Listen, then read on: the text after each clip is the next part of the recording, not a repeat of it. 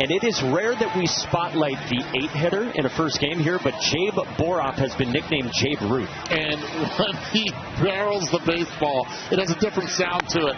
He's able to lift the ball in the air. What he has done in the postseason play is pretty impressive to be able to carry his team from the 8th spot. Yeah, when he hits it, there's a collision at home plate. And our starting pitcher for West Virginia, Chanson Cole, will try to avoid those collisions. Pitched at Newberry College last year, a D2 school his freshman year, transferred into West Virginia, and he has pitched like a real number one, folks. 10-1 with a 2.85 ERA. Not a hard thrower. It's a Ronald Reagan-type fastball, mid to upper 80s with a Bugs Bunny changeup, but he knows how to use them. Oh, we are off and running. Yes, we are. Look at this stage on this beautiful diamond. The greatest show on dirt. The Men's College World Series, Omaha, Nebraska. Chanson Cole fires, strike one, and away we go. Chanson Cole, first team Big 12. He faces the Troy shortstop, Aaron Piasecki. He's done a really nice job handling short this year. He wanted to play shortstop when he transferred in from Central Michigan. Serves one into left at Ben Lumsden. And on 2 pitches, 1 out to settle it down for Chanson Cole. And Ben, you always talk about how important the first inning is, but on this stage even more so. It is, man. How do you control your heartbeat? How do you slow the game down? That's going to be the challenge for our 2 starting pitchers, man, because I'm going to tell you, you can't create that adrenaline flow you get when you hop on the game mound. You get on the bump here, the adrenaline level goes through, and you can't create that down in that bullpen. So a good start for Chanson Cole. You just try to navigate and get through that first inning. Now Josh Pine. This comes up and in and hits Pine on a sinker with plenty of arm side run, and Troy has a 1-out base runner to start. Oh, welcome to the College World Series. First pitch you see getting into the plate. You talk about nerves on the mound. Same thing is for the hitters the first time around. They want to be able to see it. This one gets them right there in the midsection. Got to get on any which way. That'll leave a mark. And that's what Cole's going to do, man. It's going to be heavy, heavy on that 2-seam fastball. He likes his changeup, a couple different breaking balls as well. So man on for the 3-hitter, the senior first baseman from Sydney, Australia, Blake Cabell. And on a very fun and experienced and really talented team for a mid-major out of the Sun Belt. This guy's got the most personality of maybe anyone in the 18 field. Keep an eye on the location. Velocity, it's not going to impress you. You mentioned that, Ben. But the location has to be on point, especially down with the guys that can lift the baseball. And Cabell is one of those. And we were talking with Chanson Cole's teammates. They said, just look at his pitch chart. Everything is down in the zone. 0-2 leaks outside. It's a little bit different arm slot, so it's not quite sidearm, but it's not far from it. So it's an arm slot you don't see a lot of. But it feels like it plays a little bit better than what the velocity is saying. But it's got a lot of horizontal run to that 2-seam fastball. When he's right, it's a lot of ground balls. And you saw how many he's thrown. And then he pairs it with the pitch you just saw, the changeup, which you guys mentioned. And Chanson's teammates were saying to us, it's like a left-handed curveball for how much it moves. Yeah. It's just one of those changeups that feel like it hardly ever, it just never gets to home plate. Swing and a miss, and there it is, absolutely filthy for his first strikeout. And that's the thing about him. When you talk about Chanson Cole's changeup, he will use it in just about any count, any situation. He leans on it, and if you talk to him, he'll tell you, this is my best pitch. And I'm going to tell you what, you can't throw one any better than that. Important to get a big second out for Chanson Cole, because now he faces the guy who, according to our draft expert, Kylie McDaniel, is the best prospect in the field, regardless of age and draft class. Jimmy Janicki, sophomore from Downers Grove, Illinois. And keep an eye on where he has his hands at the plate. Little unorthodox, but as soon as the ball is released, they get in great position. A sword there, and it's 0-2 on Janicki. That's the action that 2-seam fastball has. The hitters are thinking about the changeup, especially right on right. A tough one, but the 2-seamer works one. If he's able to establish it early, it happens, but he has to be able to pound it in. Yep. Get it in, speed the bats up, get to the changeup on the outside part. Runner goes, and this one is laced foul. It's real power. We hear a lot about the launch angle all season long for the last few years.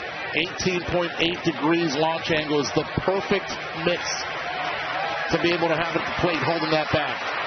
He's in great company. 20 doubles, 15 home runs, 70 driven in this year. Tried to hold up and on appeal down to first. Janicki did not go. Yeah, you talk about the swing for Janicki. We just showed you the numbers.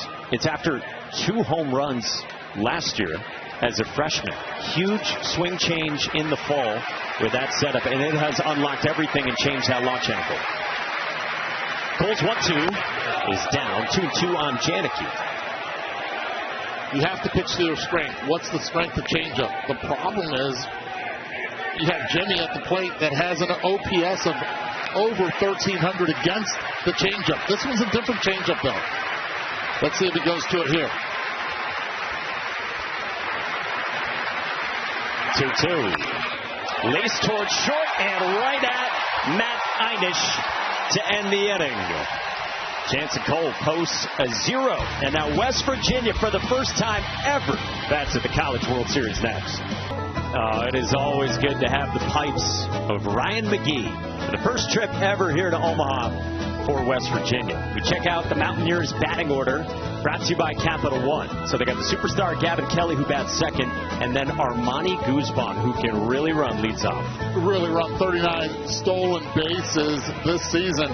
He disrupts opposing teams with the speed. It's just getting him off the bases if you want to control the West Virginia offense. And that offense will go up against Benjamin Stubbs, left-handed pitcher. A senior brings a lot of experience to the table. How about 221 career innings? But his first 3 years in college baseball at D2 Flagler College. And I tell you what, he had some good years there and finds himself now pitching Game 1 here in Omaha. He told us yesterday, this is crazy, he said, going from D2 to D1, and then to get to Omaha, start Game 1, he said, about is the craziest thing I could have experienced. I mean, can you imagine what his heartbeat is right now? Now, he's been around a while again, 4 years of pitching in college ball, but still, first time here in Omaha. For this Troy team with 38 wins this season, we told you one of the last 4 in against West Virginia, the number 16 national seed. First pitch, 94 out of that left arm for strike 1 to Armani Guzman. Junior from New York was honorable mention Big 12.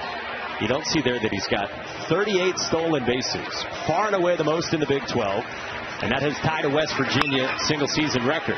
He chops one at second, and Sean Darnell, who commits the error, and Guzman will get to second. Fundamental baseball at second base, and you could maybe accredit this to the nerves as well, but you have to be able to move your feet.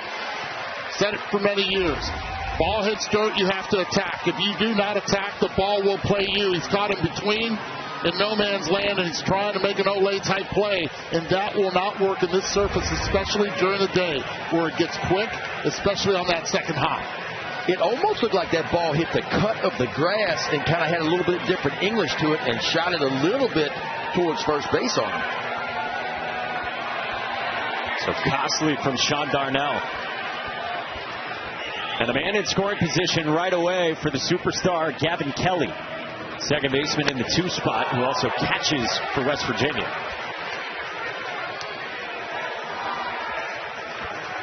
So he can catch, he can play second. Eduardo, you asked him yesterday, what's your favorite position? He said, hitter. Yeah, he didn't say nothing about a position. He went straight to hitter. He, too, like Jimmy Janicki, the other star we talked about right off the top, has tapped into more power. Look at this. Year 1 as a freshman to year 2 here as a sophomore. It's talking about changing hand positions, making adjustments, and also being able to spread out just a little bit more at the plate.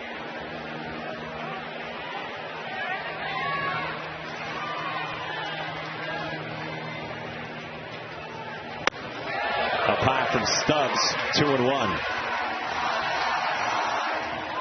Gavin Kelly, one of the rare players that combine average, power, on-base ability, and also situational production, and they're looking for him right here to trade places with Armani at second.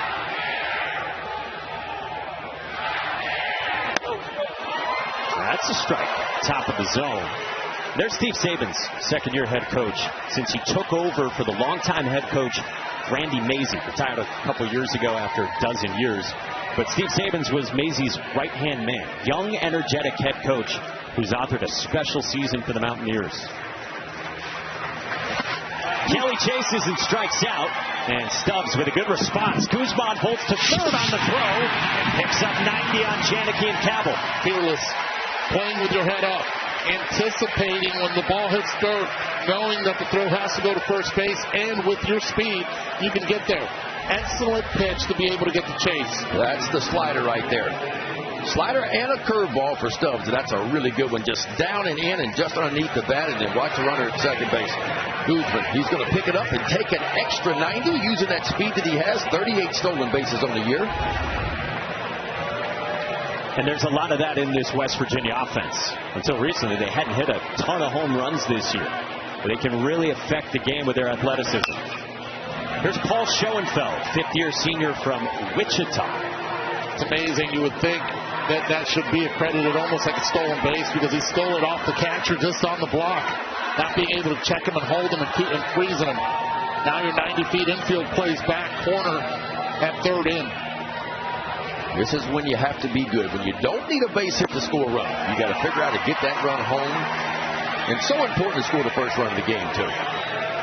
This West Virginia team has been on fire. They are 17-3 in their last 20 games. And boy, the offense has ticked up a ton. In the NCAA tournament, 7 games, they're averaging nearly 11 runs per game. 0-2. Schoenfeld stays alive. Now this West Virginia team had to do it the hard way in the regional. They got a couple dramatic wins in Morgantown against Kentucky that you very likely might have seen the post-game scene with Country Roads. And then they blitzed through their super regional they hosted against Cal Poly last weekend. Another 0-2.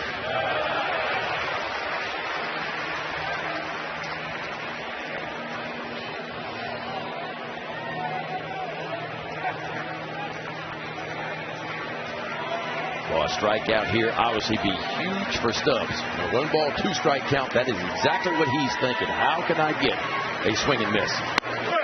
He paints with 96 to freeze Paul Schoenfeld and back-to-back punchies. That's what you call reaching that lunch pail and put a little extra cheese right there.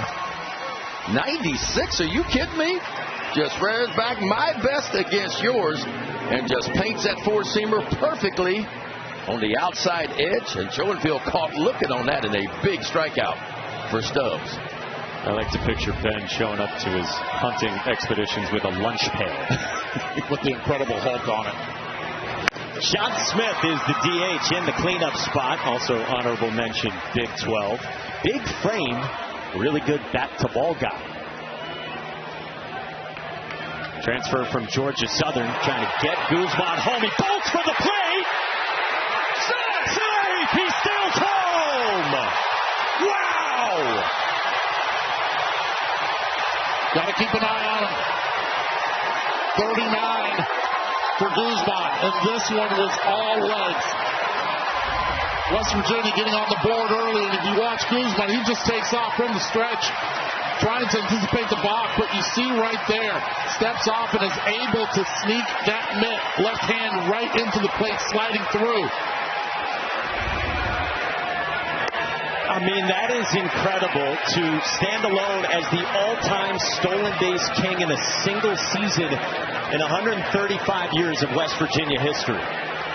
That's big time right there. Left-handed pitcher, of course, he can't see the guy over at third base very well at all. Hey, I got it, disengage.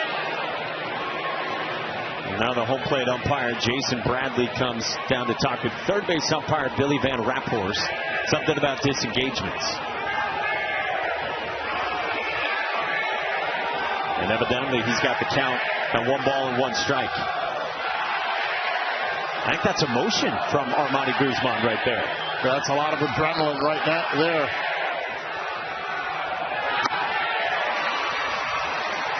Understanding what your strength is one of the most important things for a ball player. And Armani Guzman understands it. Really good instincts on the bases, We saw it going from second to third, and they're on the stolen base for 2 outs. This is laced into left field by Sean Smith for a base hit.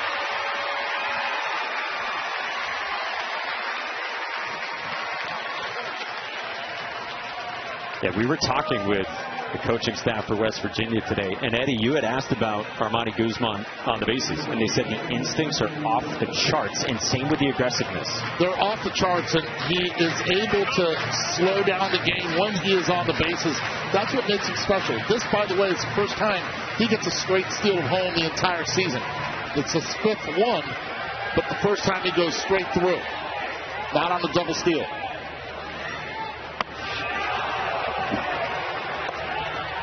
Matt Gravelin bats with 2 outs and 1 on, and we check in with Taylor. Well, Gavin Kelly coming up to Guzman and telling me thanks for picking me up on that. But to your point about the stealing, they talk about it and watch video every single day. It's a huge part of their culture, preparing not only for the opposing pitcher, but also trying to get tips and tricks to try to be aggressive on the base paths. That's great stuff. Steve Sabanson said to us this morning, we talk about base running and attacking pitchers as much as we do talking about the approach and the pitch mix of pitchers. Can we talk about Jason Bradley, the home plate umpire, and the way he was able to hang in there? Please, be my guest. I mean, he stayed right in there for it. Trying to get knocked off his feet. Excellent call at the plate. Had to untangle. By the way, we will get to him later on. We've got Scott Klein with us, who has umpired 4 of these. For all your rules questions as we go over the next week and a half. Really excited about that. And he has his glasses on today, too. Like you. There we go. And Ben. That's right. Got to be able to see. Yeah, I love umpires. Once they hang them up, they say, you know what? Let's put the glasses on. A little late by then. Oh, he can't even defend himself. Just a little late. Oh, man, you got to love him. Benjamin Stubbs 1-2. Matt Gravelin strikes out. It's an answer from Benjamin Stubbs. But how about the aggressiveness and the boldness from Armani Guzman to get West Virginia out to the lead? The NCAA Men's College World Series is presented by Capital One. What's in your wallet? Yeah, listen, I know Troy lost 30 games, but if you look at their strength of schedule for the year, they had the #1 strength of schedule, the hardest non-conference schedule in baseball. So it's a little bit deceiving. 30 losses, yes, but they played some big-time competition. First 30-loss team to reach the Men's College World Series, but you're right. I mean, they scheduled a gauntlet after a couple of years of heartbreak, missing out on at-large bids, and it was enough to get in this year. That's Skylar Meade, the head coach, 5th year on the job, and man, they played a murderer's row. He's got Steve Meyer leading off, who rolls one at second. Gavin Kelly to his feet. Slick work. That's a really impressive job by Kelly, who stays down on this one. It's a lot easier for an infielder when they go, if it's laterally, to the left or to the right, to be able to keep that head down. So he does by keeping the body, using the slide, and then making a perfect throw to first. Yeah, when you got a runner that can get down the line, the slide is maybe the quickest way to get it up and get it over to first base. Now Drew Nelson. He takes strike 1 from Chanson Cole. Drew Nelson is from Troy, first-team Sun Belt. He's had a heck of a season as a former two-way guy who, because of injury, is now just hitting. He's down 0-2.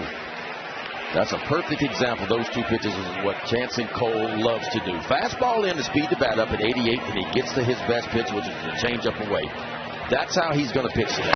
He's going to go back and forth, and that is just what I call doing it right there. Fastball in, changeup away, and back to the fastball in again. Second strikeout of the day for Cole. 2-seam fastball, just kind of front doors it. It's a ball out of the hand. He just creeps it right back over the inside part. Well done. A self-described pretty boring guy, Chanson Cole says. Says he's been called that his whole life. But Steve Saban says there's nothing boring about shoving on the mound, which he's done all season.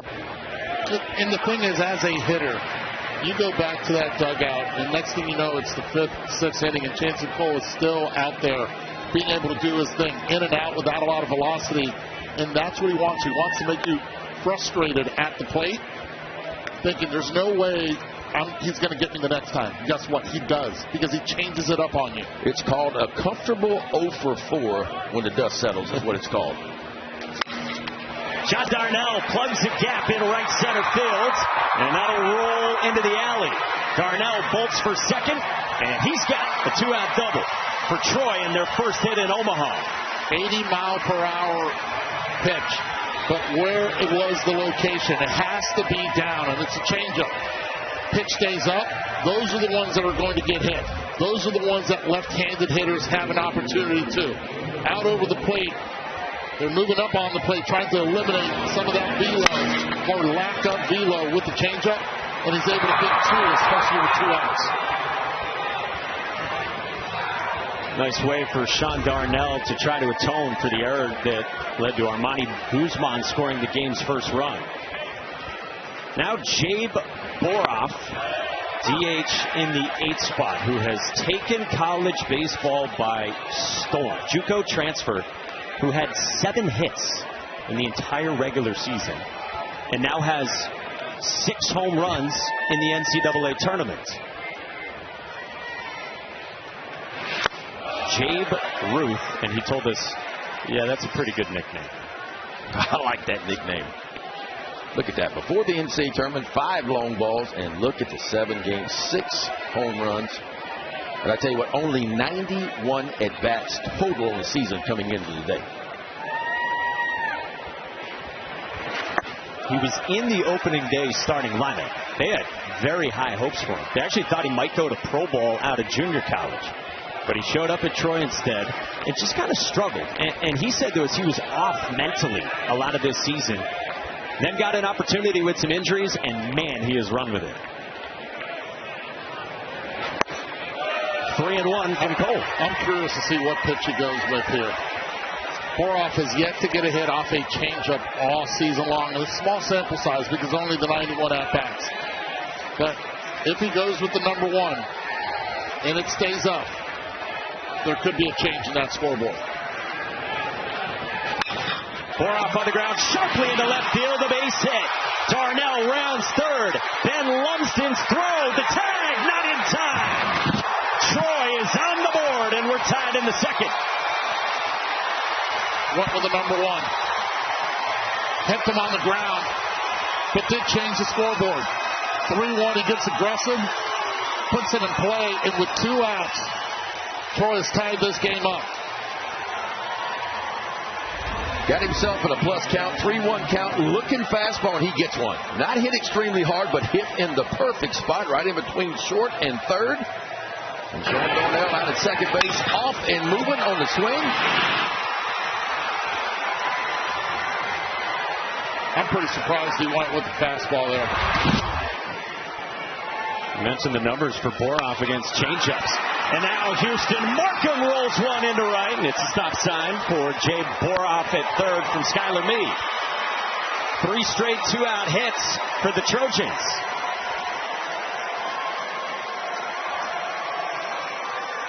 Let's check in with Taylor. Well, we're all wondering where the nickname Jabe Ruth came from. I asked Jack Byers, who's in charge of Troy social media, and he told me he saw it on the good old X machine from one of their big-time donors, Jason Jones. He pumped it out there. Jack said, hey, I'm going to steal that. They used it, and now, I mean, basically, he's synonymous. Jabe Ruth. How about that? It's incredible. 8-hole hitter, and he's staying put because they're very comfortable with him there.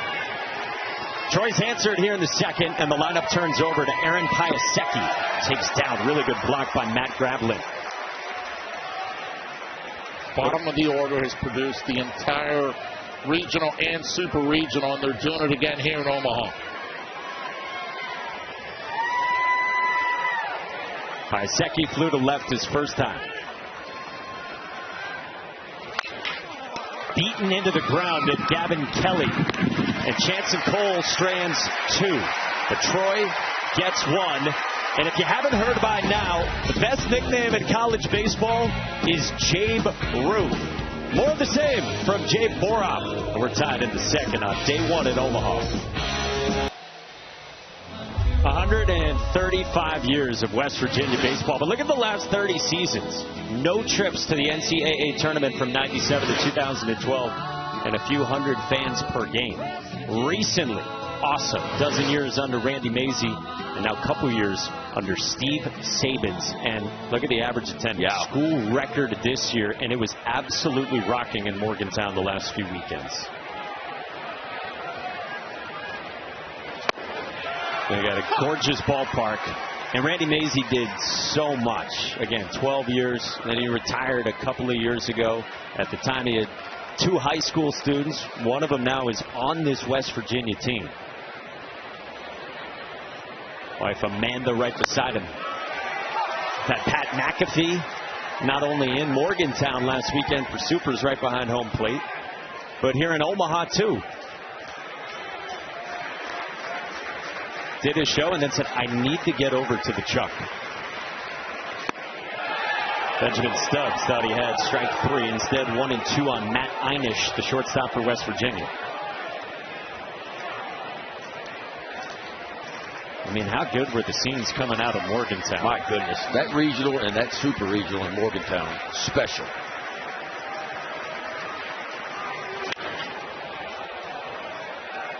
Steve Sabin said he would look up into the crowd during Country Roads when they were singing after wins, and he would see grown men crying. And he thought, man, how much does this mean to our entire state? They've created an unbelievable culture there with heavy expectations. 2-2. Wasn't Sabins impressive to chat with? I mean, we've covered him from afar. We've seen him as an assistant coach. But him sitting in this chair, and he chatted with him for a while this morning. He's impressive. He really is, and he knows what makes each one of their players click. And it's not only the players, it's the community and all. The culture that was created before, he's continued that culture, and the players have bought into it. Players want to play in West Virginia. I mean, you look like what West Virginia has done the last 2 years. 44 wins last year, a program record 45 wins this year.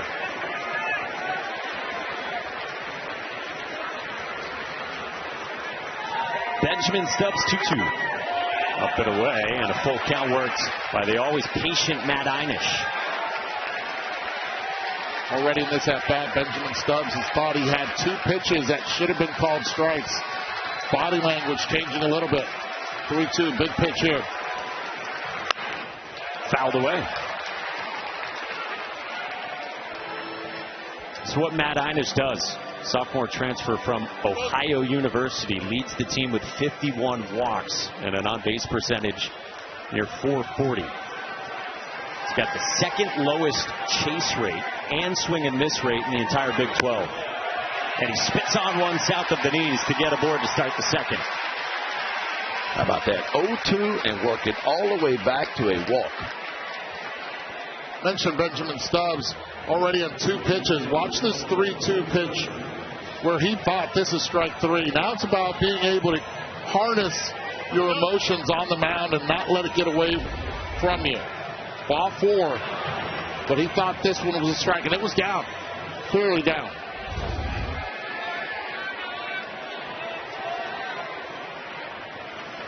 Now Brody Kresser takes strike 1 from Stubbs. Kresser can bounce around on the infield for this team. From Jessup, Iowa, 5th-year senior in year 3 with the Mountaineers after coming in from junior college. Ooh, just missed with 94.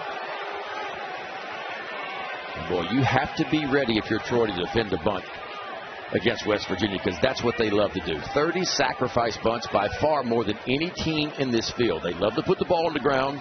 They love to steal bases. It's a huge part of their offense. Bouncing ball right side, and that is past Sean Darnell into right. Matt Einish stops at second, and the first 2 are on for the Mountaineers in the last of the second. Boy, that's such a good job right there, right? There's a reason why he's hitting .343 coming into this at-bat against lefties, because he can do that.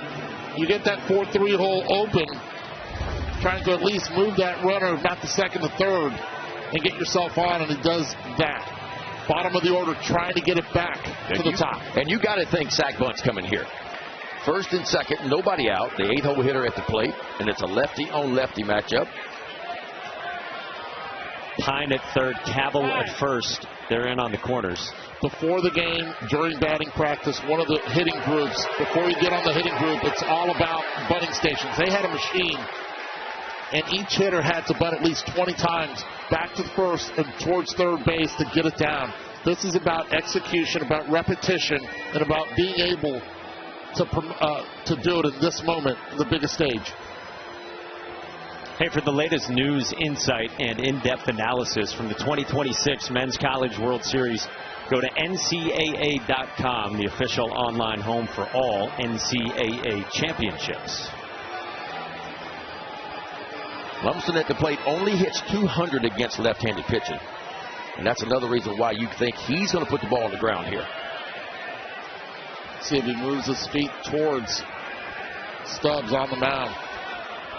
The Mountaineers have 5 sack bunts in the tournament, and Lumsden already declares that he takes high.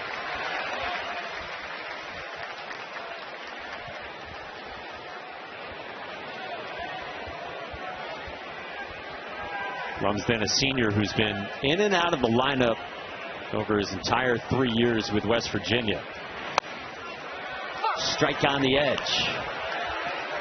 Ben, where do you want to be as a pitcher when a guy's clearly trying to drop down a sack bunt? Well, I mean, if you get ahead in the count, you can always elevate and try to get a pop-up. But you got to know your responsibility here. And your responsibility as a pitcher is a ball back at you and towards the third base line. That's your coverage as a pitcher.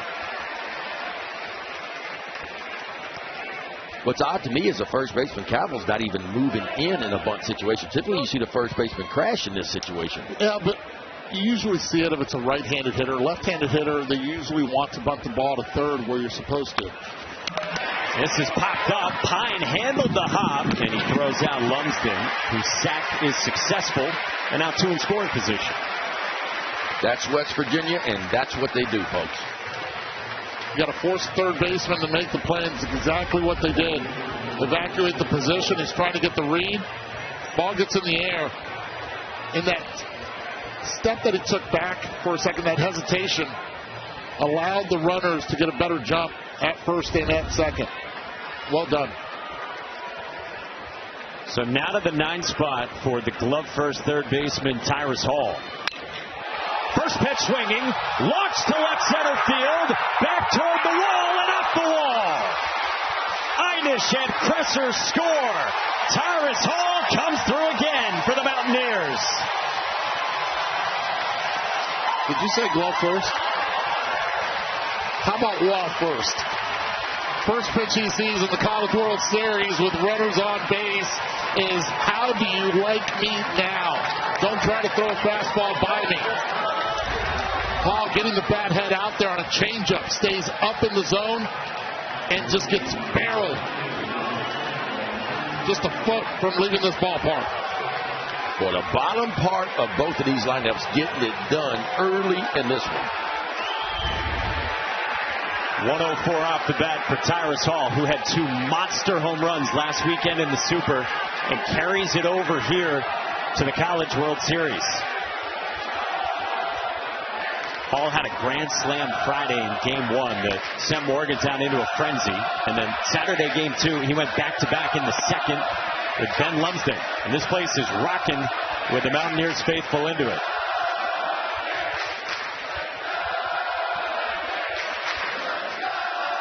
Got to be careful with the bunt here again. He showed it once. He can execute if he goes to the drag. Armani Guzman is down 0-2. Ben, what do you see from Stubbs so far? The ball, to me, is elevated a little bit more. Both of our pitchers have the ball elevated, and that is not uncommon with the heartbeat and the pressure that's on these 2 pitchers right now. But he's best when he's down at the bottom of the zone. He hit that changeup a little bit elevated, the fastball a little bit elevated for him.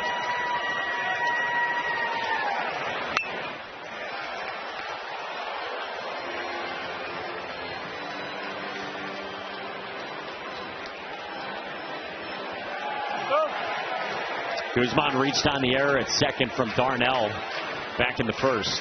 And then Guzman had the first straight steal of home at the Men's College World Series since 2000.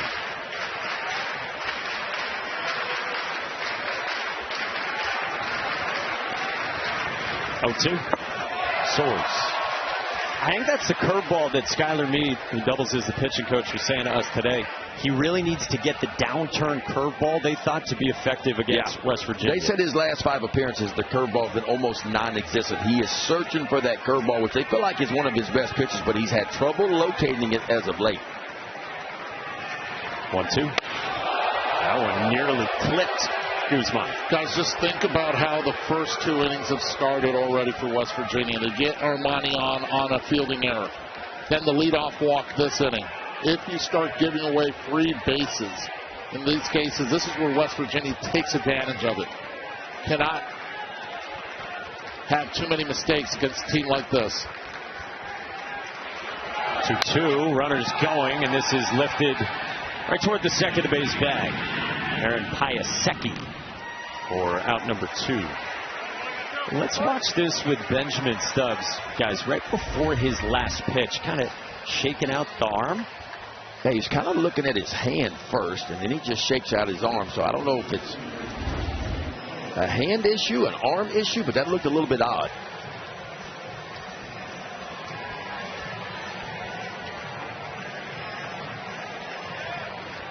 Well, good to see, evidently no worse for the wear. Big spot here with West Virginia already up 2 in the second, and Gavin Kelly, the star second baseman. This one spiked and didn't get far enough away for Tyrus Hall.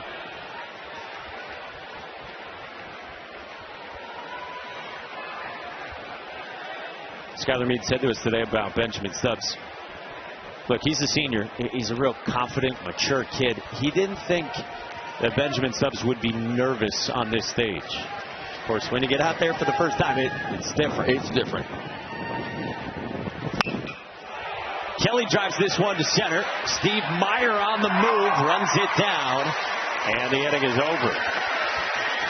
But Tyrus Hall has the glove and the bat the last couple weekends. Yeah, I'll tell you what, Tyrus Hall went up there looking for the very first pitch he saw, and he got one that he'd like to elevate it. Boy, the hands go first, and he puts his nose on it and buries it out to left center field. That drives in 2, and the Mountaineers up early in this one, 3-1. Welcome back here to Omaha, joined now by West Virginia head coach Steve Sabins. You wanted aggressiveness on the base paths. You certainly got it. How important is that to the brand of baseball you guys play? It really is. And Guzman obviously started this party off the right way, just getting down the line to begin with and capitalize on a throw across the diamond. And then to be able to steal home in this situation, the leadoff was really good. I think probably as a whole, it just allows our team to say, hey, let's just play our brand of baseball. What did you see from Chasen in the second as they were able to string together some hits? He's just doing what he does, and they had a nice approach. They moved up in the box a little bit. They try to take away the bottom of the zone, so he'll adjust and make some changes. He just competes out there and throws strikes for the most part. Thank you, Coach. Yep, Mike? Taylor, thank you very much. Steve Sabins, 9 years as Randy Mazey's assistant. And when Steve Sabins got hired as an assistant, Sabins was the youngest power conference assistant coach in the country. And now in year 2 as a head coach, has led the Mountaineers here. And you heard him say to Taylor that Troy kind of moving up in the box against Chance and Cole. Yeah, you usually see a lot of the, if you're a right-handed hitter, the right foot on the line, back part of the box. You don't see that from both righties and lefties. They're trying to take away that pitch down in the zone that's been so effective for Cole. And also the changeup. Elevates it a little bit more or tries to sneak it past them, and they'll be ready. Josh Pine did not offer, so it's 2-1 on the 5th-year senior Indiana transfer. Pine more of a gap-to-gap hitter. It's not about the power, it's about the extra base hits, finding that gap and getting in scoring position.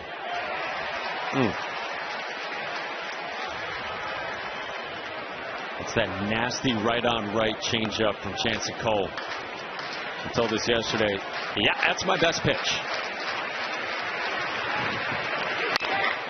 On the ground left side, cut off by the diving Tyrus Hall, and as promised, he is slick with the mitt. Wait, wasn't he a bat guy? Or a wall guy? First, you heard me. Glove first. being able to be in the right position.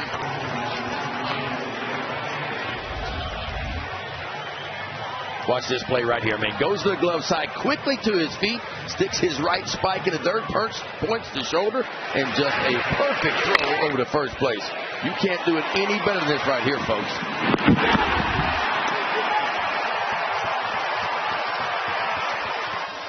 Steve Sabins told us Tyrus Hall at third, as good as I've seen or coached defensively. Now Blake Cabell, 2-0. Very patient bat, kid from Australia. When you have Payday 8 in your back pocket, you need your defense to play. And they've come to play here in Omaha. Little backdoor breaking ball to get right back in the count. 2-1 on Cabell. Playing here at the College World Series, after he also played at the Little League World Series back in the day.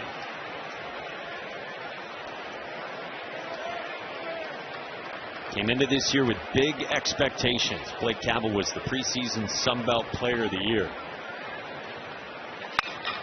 Hits this one on the screws into center at 107 miles an hour off his bat for a one-out single. You talk about, in Spanish, you would say, tira y papate. Throw it and duck. Fastball coming at you. This one stays up and hits it right back where it came from. Last time struck out on a changeup.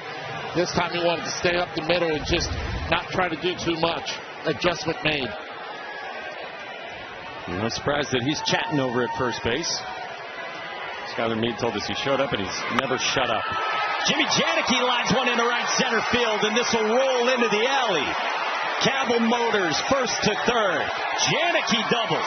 Troy back in business. Boy, Troy not messing around, folks. That is a beautiful move to the ball right there by Janicki. Every ball so far this inning has been hit. Even the play by third base. Fantastic. Pitch stays out over, and because they're out in front of the plate, they're not letting that ball sink as much.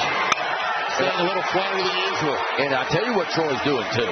They're not respecting the ball on the inside part of the plate. Their toes are up on the plate. They're looking for the ball middle away right now, and when they're getting them, they are not missing.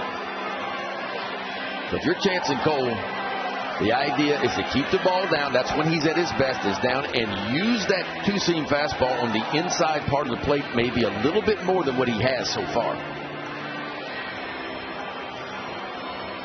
Janicki just showed why he's so highly touted. You have to make adjustments within the game. You have to be able to go and use the other side of the plate. Spread out, does not, just puts the heel up and back down. Bat head just stays through the zone long enough to be able to tattoo that one into right center field. Again, it happened one day in the fall where Troy had spread out a few other hitters. And Jimmy Janicki said, hey, can we try it with me? They did. And in the first fall game right after that, he went 3 for 3 with 2 home runs. Look how much in front Meyer is in the plate as well. Steve Meyer in that left-hand box in the 5 spot after he got it out to second his first time.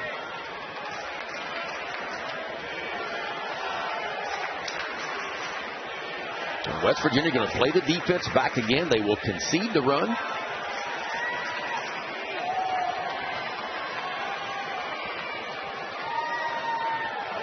Oh, 1. Meyer pops it up to left. Lumsden drifts toward the line. Cabell readies. Lumsden's throw. Cabell to the plate. He'll score to make it a 1-run game.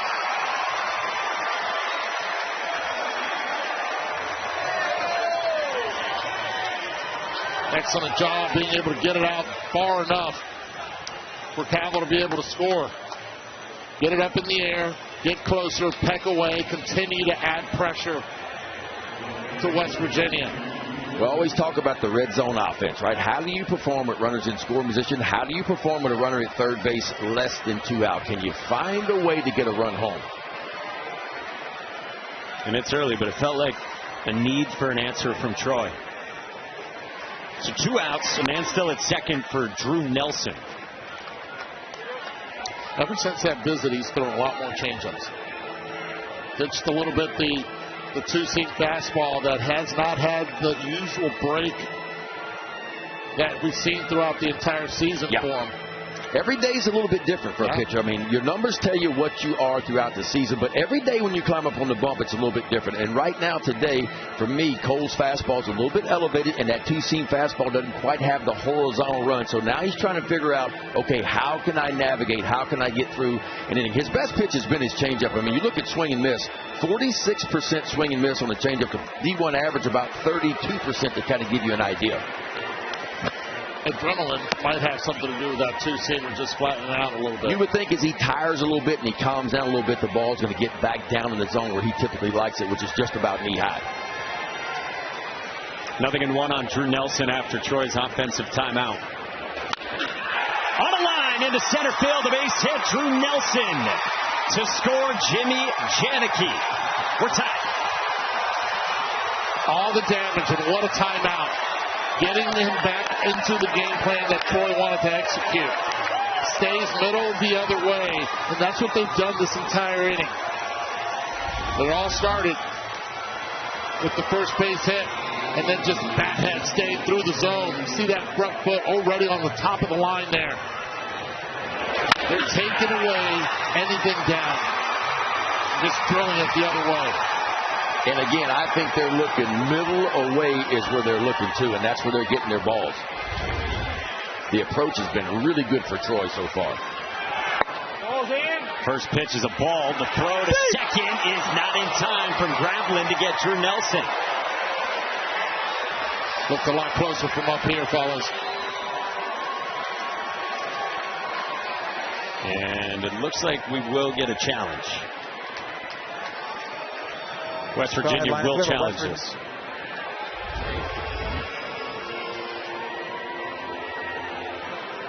Nice pick. Did he get it in time? I think he got him. I don't know if he put the glove down and he kept it down or not. The ball definitely beat him there. No tag yet. No tag yet. I think he got that left hand in there. I think the call is going to stand. I think it might even be confirmed.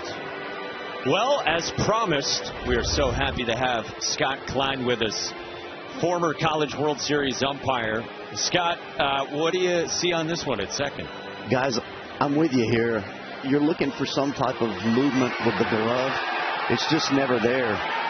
And I've got his hand on the base before you see that glove flex. I've got safe. Scott, thank you. Another look at it here, guys. I mean, the throw beat him and the tag beat him, but the tag did not get to any of the arms. It got up on the left shoulder.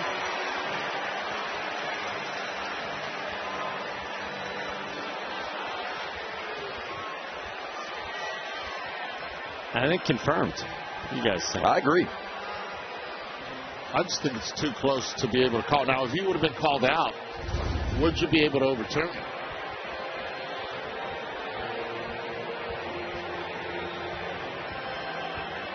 Heck of a throw, though.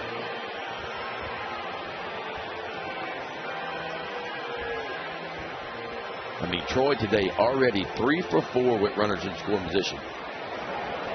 After review, the call is confirmed. The runner is safe. West Virginia has one challenge remaining. Scott's pretty good at this. Natural? Well, I'm telling you, he's made a call like that once or twice in his career. So stolen bag for Drew Nelson to go right back into scoring position with 2 outs here in the third. Yeah, and it's something Troy don't do a lot of. I mean, you look at their stolen bases on the year, only 55 stolen bases, and that's just the 6th stolen base of the year for Nelson. 1-0 on Sean Darnell. Doubled his first time in school. 2-0 from Chance and Cole. That's a really good take there on the 1-0 change.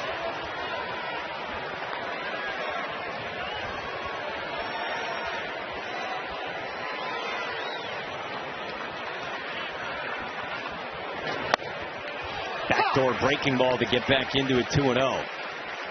And how about that timeout, guys, taken by Ben Wolgamott, who does such a great job working with Skylar Meade, does such great work with the hitters. And he had so many good, well-timed timeouts in the Supers that helped out Jay Boroff. 2-1. 2-2 on Darnell. Darnell has to do what he's done the entire season. That's just grind out at bats. Raise the pitch count.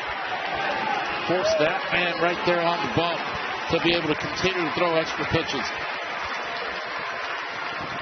2-2. Darnell sprays one foul. And with 2 strikes, he gets right on top of the plate. Not only is he up, but he's on top of it as well. It's just a really good Troy offense. They've got the highest walk rate in the Sun Belt. They've got the second lowest chase rate in the Sun Belt. The 2-2. Hit on a line, left center field. Paul Schoenfeld got a great jump, but he can't get there. Nelson scores. And it's an RBI double from Sean Darnell to put Troy on top.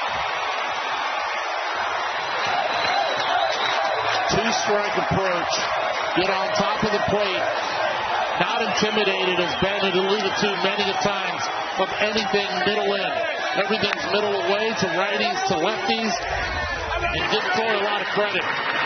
They're seeing the ball and they're hitting it exactly where it's pitched. And they're forcing the defense to make the play. You can see the approach, and the approach for me all game, and it's early in this ball game, is look for the ball middle away. What's odd is Jansen Cole, when he normally gets runners in scoring position, they're only hitting 158 off of him the whole season. But Troy is 4 for 5 so far today with runners in scoring position, and that's been the difference. Look at all these 2-out hits. You guys mentioned approach, doing it with whether it's 2 outs or 2 strikes, and a couple doubles from Sean Darnell. But if you continue to look at the lineup from this inning where it all started, and Cabell was the first one to keep it up the middle. And the recurring theme has been gap to gap. Don't try to pull it too much. Just stay up the middle with it and allow the pitch to dictate what you're going to do. And Troy has made that adjustment. And they have chased Jansen Cole from this game. Jansen Cole, first team Big 12, guy who'd been rolling in the NCAA tournament. Troy's put 4 on him and forced Ian Korn into the game. Well, the Troy Trojans have pushed Jansen Cole out of the ballgame. He was good early. Changeup was down. Fastballs were down. He was peppering the bottom of the zone. And then all of a sudden, the ball started to get elevated a little bit. And Troy moved up in the box trying to catch that changeup with that fastball before it sunk. And they made him pay. When the ball got elevated, they started looking middle away. And that's where they got allotted. And they have pushed him out of the ballgame. 2 2/3, 7 hits, 4 runs. He didn't walk a batter and struck out 2. Now West Virginia will turn to Ian Korn. And Ian Korn making his 23rd appearance of the year. Very good ERA, just a shade over 3. He's worked 70 and a third, and he struck out 63. Only 10 walks, so a very good 6-to-1 strikeout to walk ratio. First team Big 12, and he gets Jabe Boroff. And starts with strike 1 from Korn, who's been nasty against right-handed hitters, and Steve Saban's not messing around. Well, this is a strike thrower, and he looks for the ground ball. Watch the infield start making the plays here for him. It's the slider from Korn, who's a Division II transfer, much like the West Virginia starter, Jansen Cole. It faces Jabe Boroff, who had the RBI single his first time in the second. Fastball is a low 90s fastball, a little cutter, slider, curveball, and an occasional changeup.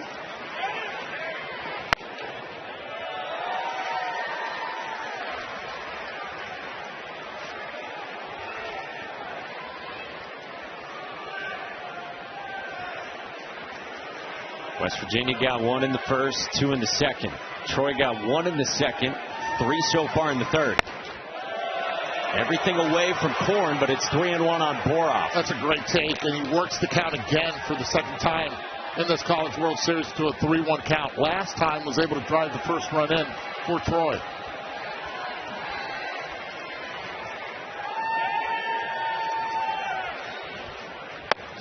Up and in. Boroff walks. Boy, he looks uber confident in the box, and there's 2 on for Troy. Got locked in. Laying off tough pitches that early on in the year was not able to hold back on. It would be a free swinger. The discipline is coming to play now. The most important part of the season. Well, the bottom part of this lineup for Troy getting it done. 5 plate appearances. 7, 8, and 9 have been on all 5 times so far. Strike 1 to start from Ian Korn to Houston Markham. Sometimes goes by his middle name, Cody. Right fielder in the 9th spot who had a sharply hit pull side single his first time. Beats one into the ground right side at Brody Presser to the bag. Inning over. Ian Korn does his job. But the damage done for Troy out of the Sun Belt. One of the last 4 teams in all the way to Omaha. And a 1-run lead early.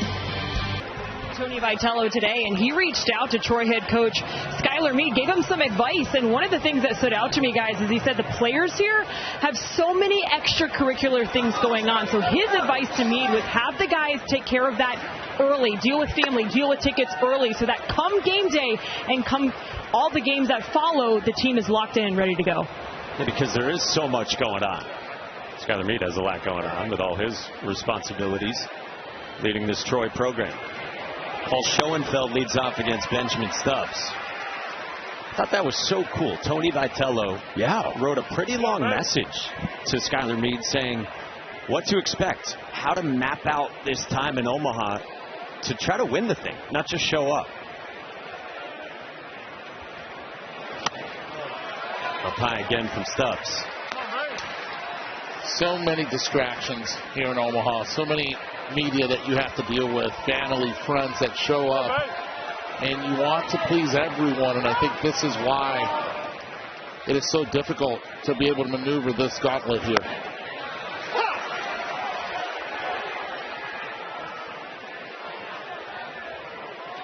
Skylar Meade worked his way up as a pitching coach from Michigan State to South Carolina, and now 5 years as the head coach of Troy.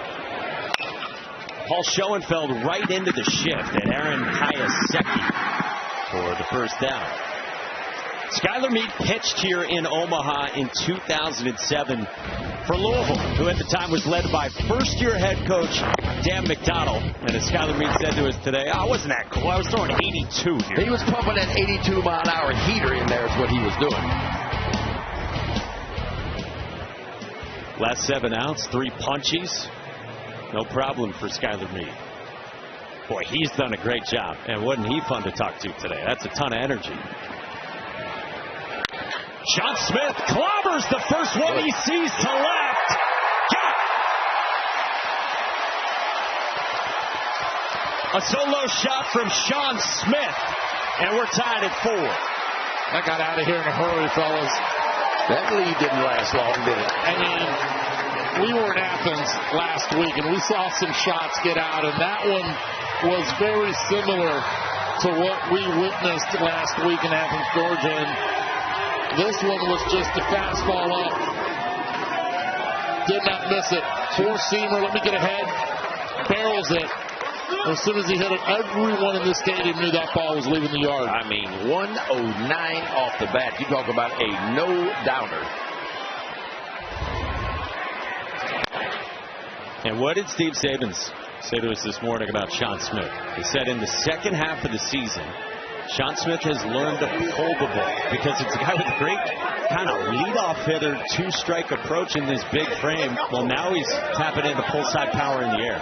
It's a process. You start learning where you can catch the ball. Remember, I didn't say hit the ball, catch the ball. He's catching it out in front. And because he's catching it out in front and not pulling it foul, he's able to maintain the barrel long enough through the zone. And how about the fellas in the bullpen, as we saw throughout regionals and supers in Morgantown? It's all about getting yourself in a situation where you can catch the ball out in front, right? 2-strike counts, you're probably not going to do it. You're going to let that ball travel a little bit. But 0-0, when you guess, and he went up there and he guessed the heater and he got one, boy, you talk about not missing one. But I see the approach from both of these teams like that. When they get themselves in plus counts, they're looking to do some damage. But they'll dial it back and go to that two-strike approach whenever they get down in the count a little bit. And that's kind of where they are. Both of these teams understand who they are. Both of them are veteran teams. A lot of older players on both of these teams. 0-2. So, Eddie, what you're saying is he hit it hard. And that we're in for a lot of runs after that Athens Super last weekend. What we see, 21 home runs in 2 games in Athens. That's what we saw in 2 games. 21 long balls.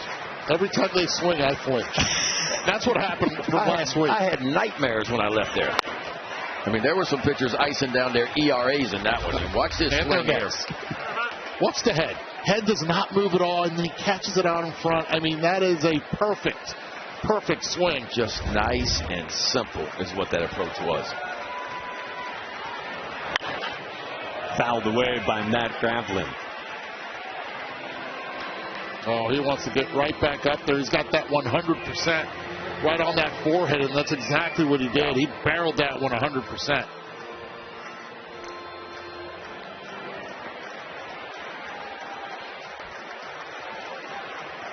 Stubbs 2-2. Gravlin in the air to right, tailing toward the seats. Good catch out there. Being out of, we were in banana ball, right? Yes, it would. Hey, now. Good play. Great crowd on hand for this first game of the Men's College World Series. Winner of this one moves on to Sunday night. The loser comes back and plays Sunday afternoon against whoever loses tonight's game. That's between Ole Miss and North Carolina. Well, what a game that's going to be, huh? Full count. Oh, they're making them pitch, too. Bullpen already warming up as well.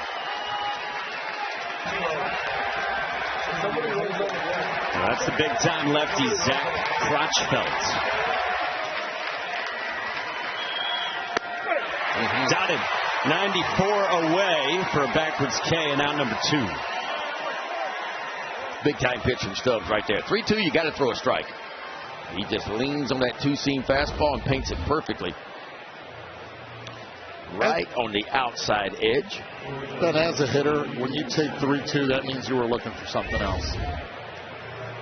Pitch right out over the plate, going back, shaking your head, saying, why did I not just step out? And sometimes the hitter just can't pull the trigger. You know, it's just, but again, he could have been looking off speed. But I mean, Stubbs for the year throws right at 50% fastballs. He was telling us yesterday, it's been a big jump in the level of competition from his 3 years at Division II Flagler to here in this season with Troy. You think?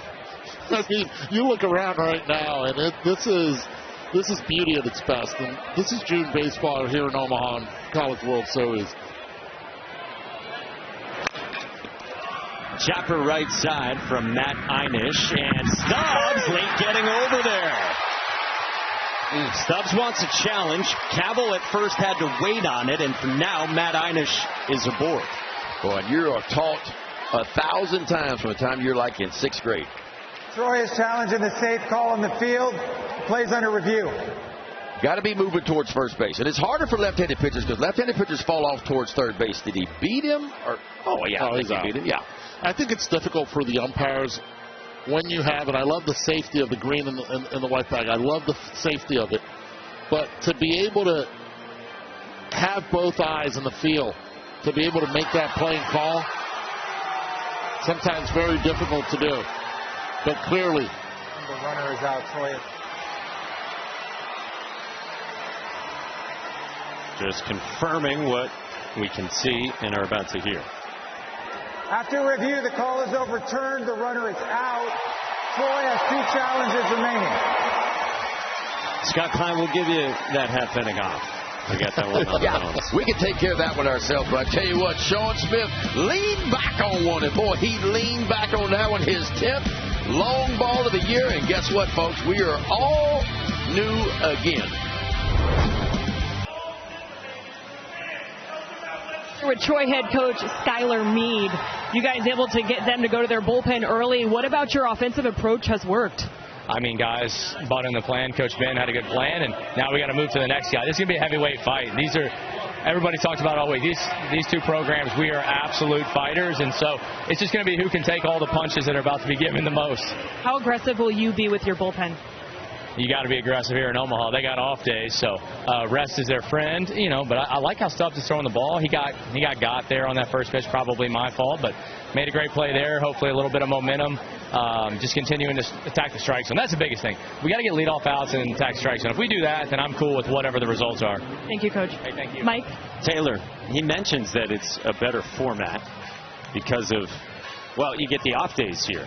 And compare that to regionals where you got to battle. And for this Troy team, they lost the opener to the 2-seed Miami, and then they won 4 straight elimination games. And what do you got on the timer, Eddie? Oh, slow.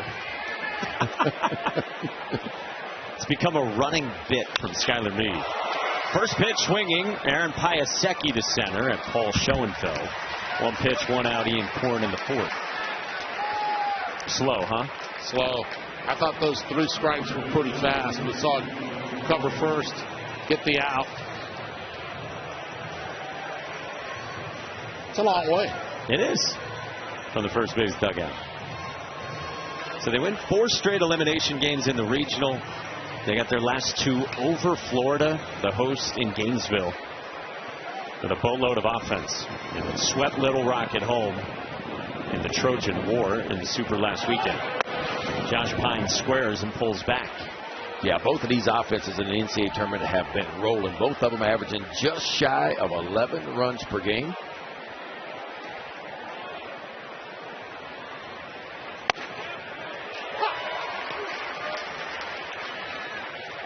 It's been big for Skylar Meade's team, which can pitch great. They got real stuff on this roster. Pine jam that he floats that foul.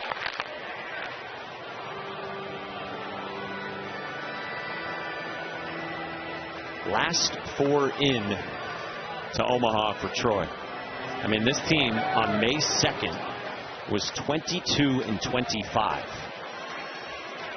16-5 since. Now, again, we talked about how hard their schedule was, and that was by design after years of heartbreak. These last 2 seasons being snubbed. Last year, so much so that Skylar Meade said it was a travesty that their program didn't get in. But their RPI years ago was not as strong as their RPI this year, and that's one of the reasons. Korn strikes out Josh Pine, and there's 2 away. And that's one of the reasons why the committee looked at it and said, look, they improved their quality of play. They went out there and they said, this is what we have to do to be able to get into a regional. Well, this is Blake Cabell coming up. We told you he pitched at the Little League World Series with Team Australia. And now 11 years later, he's at the Men's College World Series. That was some buzz from that slot. And he's a big dude when he was 12 years old. Wasn't he? He's about the same size now, maybe a little bit heavier, but height-wise, very similar. Are you talking fuzz with the pitch, or are you talking fuzz with the facial hair? A little lip lettuce? Both. Lip lettuce. You like that?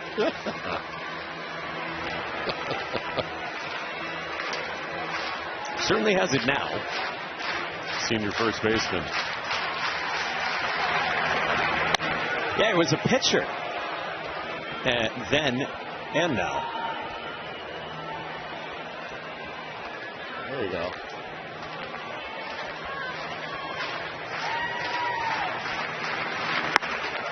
So he pitched for a pro team back in Australia, the Sydney Blue Sox.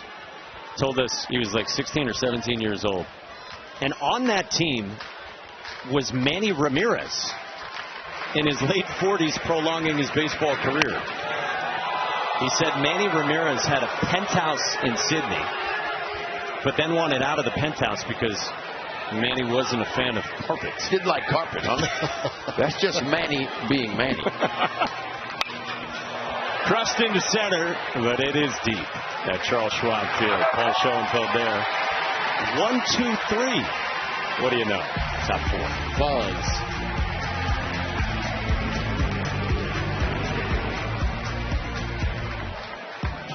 The Men's College World Series underway with day 1, double elimination format. And guys, this is the entire bracket here. What jumps out to you? You look at what's going to go on tonight. Mississippi against UNC.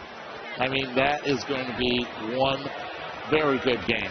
I think for me, it's the SEC teams. You got 5 SEC teams here, the most ever by one conference in the history of the College World Series. And can anybody knock off the SEC? Because they have flat dominated here in Omaha recently. 6 in a row, 7 of 8, 11 of 16, and you go all the way back to 1990. There's your Georgia Bulldogs. They won the first ever national championship for an SEC team, and the SEC has now won 17 of the last 35 national titles. Georgia, the highest ranked remaining team in the fields. We lost the 1 seed UCLA, who to that point had been the wire-to-wire number 1 during regionals, and lost the number 2 overall seed Georgia Tech during regionals against Oklahoma. So that's back-to-back years we've lost the number 1 overall and the number 2 overall national seeds. Just amazing. And think about how close Carolina came to also being eliminated with USC in Chapel Hill. 2 outs away. Brody Kresser, by the way, just flew out to Houston Markham. Watch out for the Tar Heels. Yeah, no one asked for my opinion. I think they are criminally underrated. I do too. I do too. There's nothing they can't do. When you look at the Tar Heels, I mean, you talk a lot about their pitching, and you should talk a lot about their pitching. Obviously, it's top 10 in baseball, but so is their defense. And don't sleep on their offense either. It's an offense that averages nearly 9 runs per game. Nobody talks about their offense because they don't hit a ton of home runs. They don't steal a ton of bases. But, boy, their approach is next level, and they can put some runs on the scoreboard. And the thing about them is you don't have to score a ton of runs because typically that pitching staff is really, really good. Put emphasis on what you said, approach. That's what wins ball games during the regular season, and execution is what wins here in Omaha. Ben Lumsden grounded out to Sean Darnell at second. And now Tyrus Hall in the 9th spot for West Virginia. Eduardo Perez, Ben McDonald, Mike Monaco with you upstairs. Scott Klein with us as well. And Taylor McGregor down on the field. Hall had the 2-run double to left center and just missed a home run his first time. So he's sitting on the number 1 right here. Last time it was a changeup first pitch that he saw. Drove in 2 with it.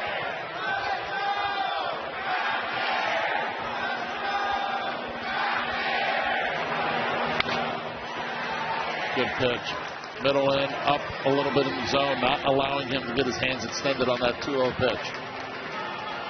By the way, look out behind the plate. I think our camera almost got smoked. Those lenses are expensive.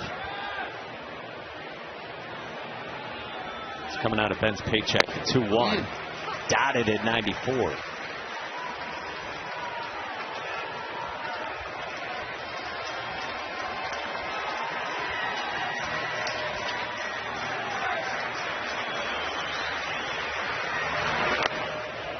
Full count.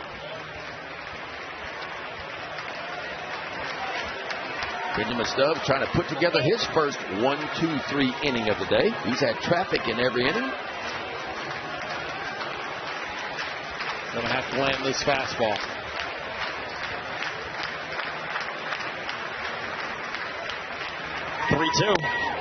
And the heater didn't get chase from Tyrus Hall. So a 2-out walk to the 9-man for West Virginia, and it flips back to the top for Armani Guzman. Being able to repeat delivery on that one. Hall getting on base via the walk. Don't be surprised if they put him in motion just to try to get him into scoring position. Well, Hall can run now. He's 19 for 22 in stolen bases. Throughout the years, I've always told the fans, keep an eye on the left foot of the left-handed pitcher picking off. That's the toe that comes up on the pickoff, right there. Like a little flinch in the pitcher's left toe, you're saying? That's what I'm saying, just the left toe. Lou Brock, years ago, said it was easier to steal off left-handed pitchers than right-handed pitchers because he focused on the left foot, the toe. If the pitcher dug it in, he would go home. If he lifts it up and you can see cleats on the bottom, he would go to first. Just kind of the way that the footwork is. Just kind of the way the body, you put a lot more weight on the back side, it comes up. Right there, back, you go.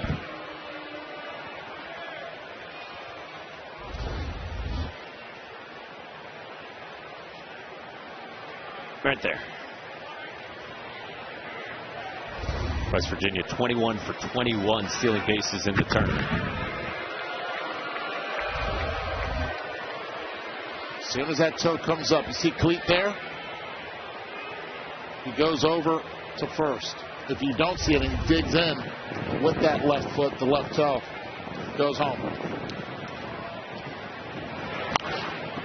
We have cameras that cover this event from all angles. Yep. Specifically to zoom in on the pitcher's We got the toe cam. We got the toe cam. Toe cam.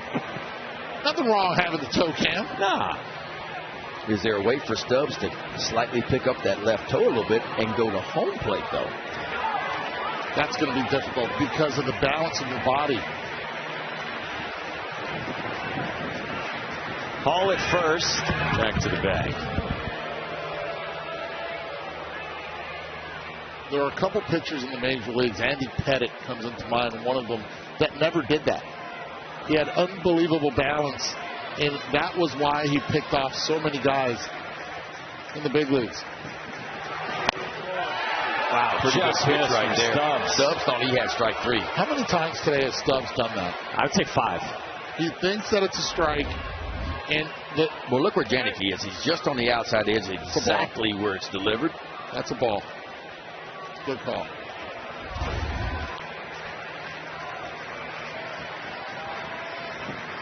One, two. Guzman pops it up. Behind home plate, Jimmy Janicki runs out of room. I send him first move right here. 1, 2. Because I have the leadoff hitter on. He's got 2 strikes.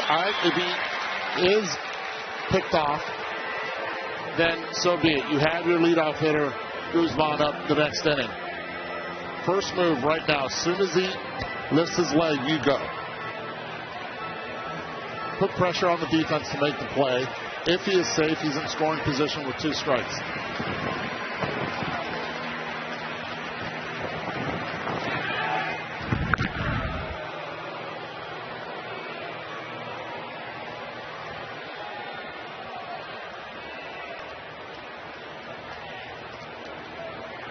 Taylor was telling us earlier how West Virginia studies and spends so much time on base running and studying opposing pitchers.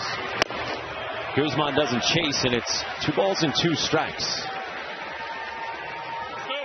So another thing that Troy has to be aware of is with the shift and really good speed at first base is that runner just continuing to go to third base and no one covers the bag at third. Guzman toward the gap in left center field, and the diving catch now made by Drew Nelson. Hall motors around third, and West Virginia's got the lead. Well, a lot going on right there. And you miss a cutoff man and take an extra 90 on you as well. But who's the batter runner that takes that extra 90? Again, the usual suspect, and it's not Kaiser Soze. It's Mr. Guzman at third base. He runs with his head up the entire time. He sees the play in front of him, and once he sees that throw, he continues to go to third base. Great vantage point that we see right here. Head up running, does not stop. Sees it's going to miss the cutoff man, and now he's just 90 feet away. Yeah, the throw's in front of him, so he's reading it the entire time. When he saw it airmailed and missed the cutoff man, he took an extra 90. That's the play right there you cannot dive in the outfield for. You have to play it on the bounce, keep runners at second and third. If you do, the risk is higher than the reward.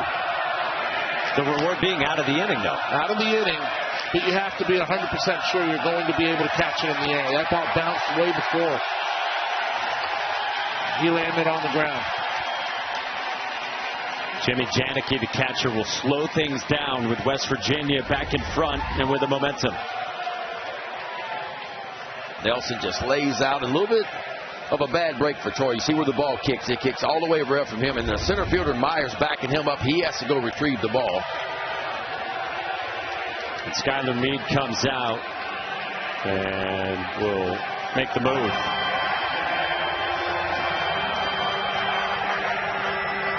Third time through the order. And Taylor asked Skylar Meade how aggressive he needs to be with his bullpen. And he said on this stage, and with this format where you get a day off between games, he said he'll be very aggressive. And as promised, Skylar Meade signals to the bullpen for Zach Crotchfeld, senior lefty with a 3.50 ERA. West Virginia snatches back the lead. Back and forth. Really good opener here in Omaha at the Men's College World Series. Heck of a first game of the Men's College World Series. Armani Guzman, straight steal of home. First time for anyone here since 2000. Jabe Ruth and Troy with plenty of two-out offense coming alive for the Trojans in this meeting between a couple of first-time Omaha teams in program history. And Sean Smith, another first pitch home run. Fourth time he's done that this season. So our game track about Troy's two-out offense again, and then both starters out of this game, and the bullpens and the best bullpen arms into this game. Jimmy Janicki leads off for Troy, and if you're just joining us, he's projected next year right now by our Kylie McDaniel as a top 10 pick from Downers Grove, Illinois, Sun Belt Player of the Year. Let's check in with Taylor. Well, you said he's from Illinois. He told me he fell in love with the game of baseball because he's a huge Chicago Cubs fan. Went to Wrigley Field so many times throughout his childhood. He said, I've been probably 50-plus games. You see these photos first as a toddler, then in middle school. He has a dog named Rizzo after Anthony Rizzo and another one named Addison after Addison Russell. Now, the joke amongst Troy is that in order to play here, you actually have to be a Chicago Cub fan because Ben Wolgamott, associate head coach, and Skylar Meade love all Chicago sports. So if you like the Bears, if you like Cubs, you might just get recruited to Troy. So I think that means you have to be a Bears fan, a Cubs fan. That means you have to be a Taylor McGregor fan, too. That means the next dog might be named Taylor. Love it. I mean, look, this is what baseball is all about. The picture right there, eating the hot dog, he had me there.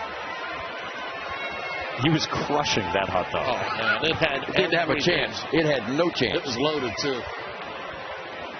Steve Meyer follows against Ian Korn.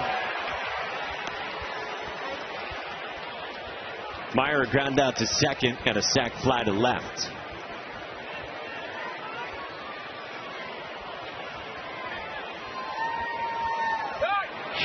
So you might wonder, how does someone as good as Jimmy Janicki decide on going south? Well, originally his heart was set on playing football. Said he liked it a lot more than baseball. Played linebacker, loved hitting people and playing physically, and had an offer from Illinois to play football. Meyer lines out to second at Gavin Kelly with Janicki back to the bag. But then Skylar Meade had located Jimmy Janicki and said Troy was interested. Jimmy Janicki says, I had no idea where Troy was. Troy, Alabama. He figured it out, looked it up, and he saw they actually got great baseball history. He said, I would love to play baseball in the South. I went down south, and he's been a great player for 2 years.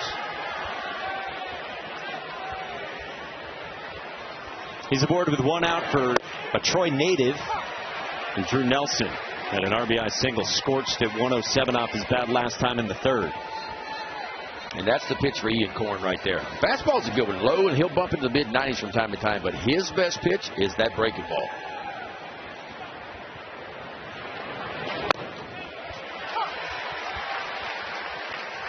Well, let's get to know Troy.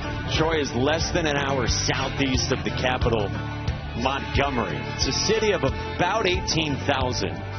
Well, here in Omaha, Charles Schwab Field seats more than 24,000. If they all came, we would still have room for extra. Question is, where would you sit then? And They all came for Super Regionals last weekend. They had to roll in temporary bleachers. This one caroms away from Matt Gravlin, and Jimmy Janicki moves up into scoring position. Again, really good read by the base runner this time. Janicki at first base. Sees ball get away and doesn't hesitate. You don't have to be fast to be a good runner. Caught in between right there. That one should have been just backhanded. Yeah. Almost like he got crossed up a little bit, but I don't think he did. Ooh, there's a nasty back foot sword on Nelson, and Korn's got a punch out. That's that breaking ball we're talking about right there by Ian Korn. And his is as good as anybody. You talk about swing and miss, well, he's got it. And watch this breaking ball. In the zone a long time, just disappeared. That's what you call swords up right there, folks. Oh, he missed barrel by a lot there, huh? You can measure that now. Please. Let's not measure. We call this agitation. Who cares if you swing and miss? I don't care if you swing and miss by an inch or by 3 feet. I don't care.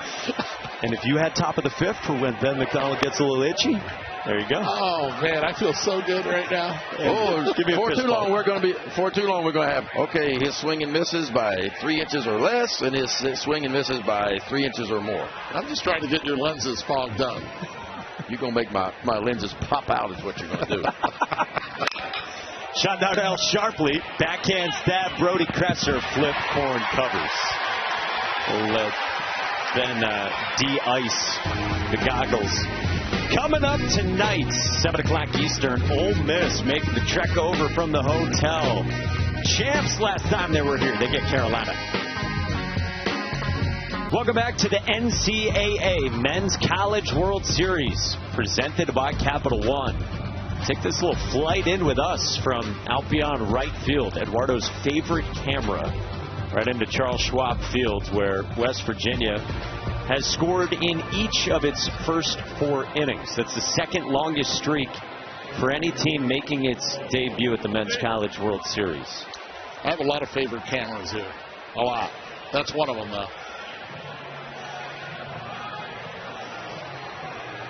There's another one for you. How many cameras do we have? 40 plus, I'm told. 40 plus? Wait, I wasn't told that. I was told 40-ish. That's close enough. Plus-ish. Both are correct. You only swung and missed by an inch on that one. Very good. And that but matters. You're still out. I'm still out. 3, 4, and 5 for West Virginia, starting with Paul Schoenfeld. Strikeout looking, and then a ground out to short. Both of those against the starting pitcher for Troy, Benjamin Stubbs. This is now Zach Crotchfeld, who on one pitch got the final out in the bottom of the 4th inning.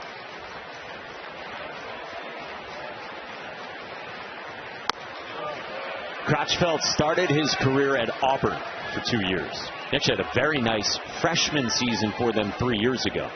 Then last year at Texas Tech, struggled in about 20 innings of work. And this year at Troy, it's been the best season of his career. 2-1. Schoenfeld hammers one foul, 2-2. How about the advanced scouting? Went ahead in the count. Troy automatically moved the shortstop to the pull side. Almost like calling an audible. They knew what the count was, 2-1. They know what the hitter likes to tend to do. Went ahead in the count. Yeah, fastball up and in. You get to that pitch, you got to think something off speed down the way here. Yeah. If you're reading bats. Instead, that hung, but Schoenfeld pops it up right side. And it's Sean Darnell. One away in the 5th. And Sean Smith coming up. He's already got 2 knocks, including this home run in the 3rd. You talk about wasting no time. Very first pitch he saw, sitting on the fastball. And Eddie, you talked about it, catching it out in front. And that's how you catch it out in front. Only 26-degree launch angle, and look off the bat, 109, and it quickly traveled 391 feet. And that creates 3 left turns. Coming back now, let's see how he makes the adjustment here. Let's see how Troy makes the adjustment on the first pitch. Skylar Meade had said that he feels like he created a problem for Benjamin Stubbs with the first pitch, so this time they go first pitch off speed. And damage has been done against the fastball of Crotchfeld. 3:02 coming into this game. This is pumped down the line and left, but it's hooked foul. Coming in at 85 miles per hour. Getting him out in front. Hosier has been 107, the exit velocity on the foul ball. Might want to get it down in the zone a little bit. 1 and 2 on Sean Smith. And this is where he becomes nasty. That curveball has to be now thrown to the back foot in the dirt. 061 coming into this game. Off that pitch. Lethal with 2 strikes. Skyler Mead told us Crotchfield didn't give up a hit on the curveball until May. Instead, he stuck with the heater. Well, he sped him up a little bit. 95, show it to him, not in the zone. A protective swing right there.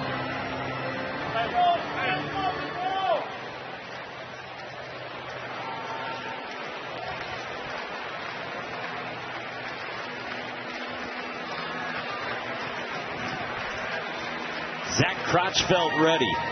With the 1-2. Hit sharply towards short on a hop at Aaron Piasecki. High throw, look out. And Sean Smith's aboard on the throwing error. Piasecki has had struggles in his career defensively at short, but he'd been really good the last few weeks. Yeah, but once he catches this, he has enough time. But watch what he does after. Transfers away from the body, then starts thinking about it. He does not follow the throw down in the zone. He has to be able to continue to use his legs to keep the ball down. You see how upright? Up. Look how upright he is. And when you get upright as a middle infielder, you tend to spray the ball. And when you talk about infield coaches and the way they teach, they want to keep you in an athletic position. They want the legs bent. They want the momentum moving toward the bag you're throwing to. And he just kind of stood straight up. And when you do that, the throw can get sideways. Matt Grablin just out of the reach of Piasecki into center. 2 on for West Virginia. Could it have anything to do, guys, your shortstop releasing the ball, with when your first baseman gets to the bag? Watch this. No. No?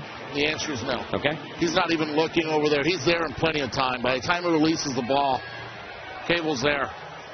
Yeah, this one's all about footwork and coming up. If your guy's not there, you're trying to throw the ball straight over the top of the bag, and you're trusting that he's going to get there. Played with Scott Rowland, Hall of Famer, St. Louis, and he would try to beat you to the bag with the throw. Just throw it over the bag.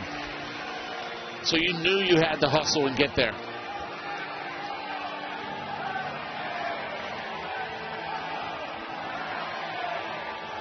Hey, NBA Finals Game 5. Knicks and Spurs, Saturday, 8:30 Eastern on ABC. NBA tip-offs at 8. You can watch it live or stream it anytime on the ESPN app. Man, what happened to the Spurs the other night? Man, they were up by 100, it felt like, and somehow lost the game. And I can hear Charles Barkley now. That was terrible. Oh, that's terrible. That's just terrible. That guy's a knucklehead. Yeah, it was not 100. It was 29 at one point before the historic comeback. A little reset for Zach Crotchfield after the Skyler Mead visit against Matt Einish, who has walked, scored, and grounded out to first.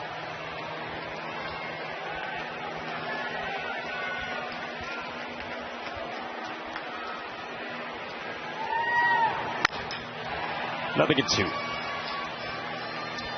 Think about how the first run for West Virginia scored on an infield error.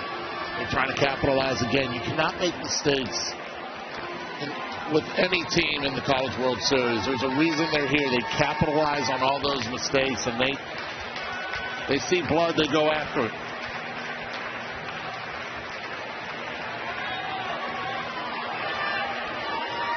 Smith dancing. That's poked foul by Einish. I always thought it was a lot easier to steal third with a left-handed pitcher, but you have to be careful here because it's left on left. Easy throwing lane. To be able to get the runner out of third, you have to be 100% sure if you get a great jump to go.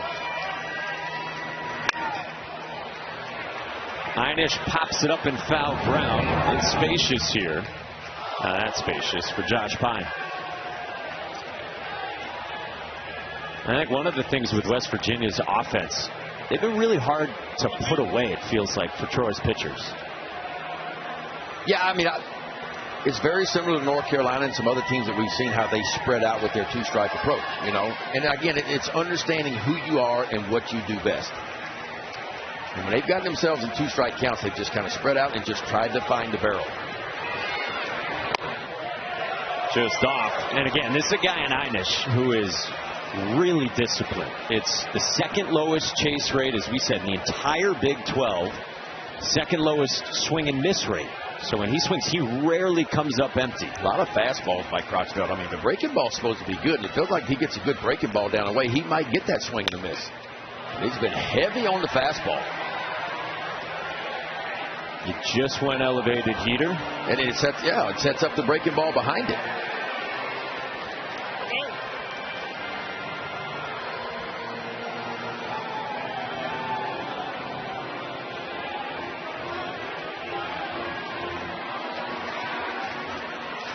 Crotchfield this year left on left. He's about 3/4 of the time throwing his fastball.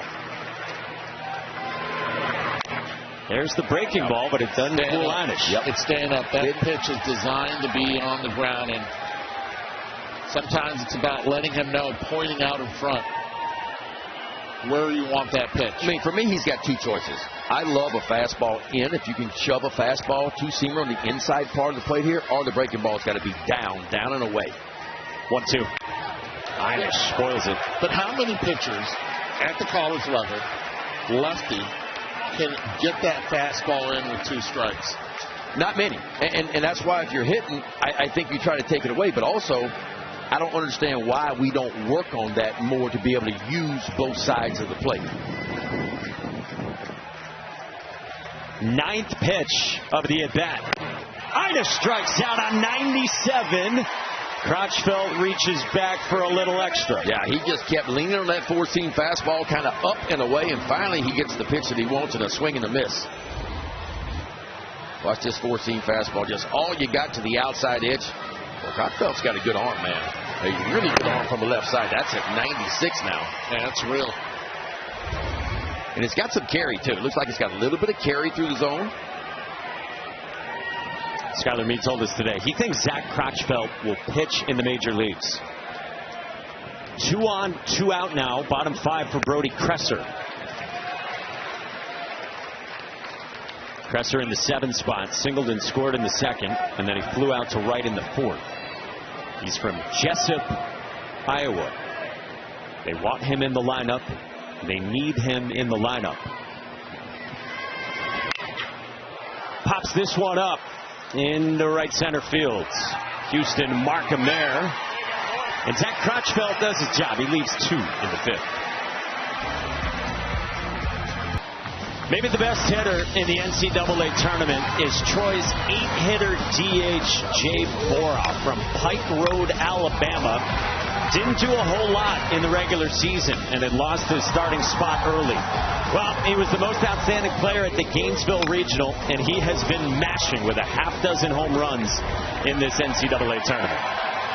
Well, this has been the inning for Troy in the NCAA tournament. 28 runs they have scored in the 6th inning. And that leads this College World Series field.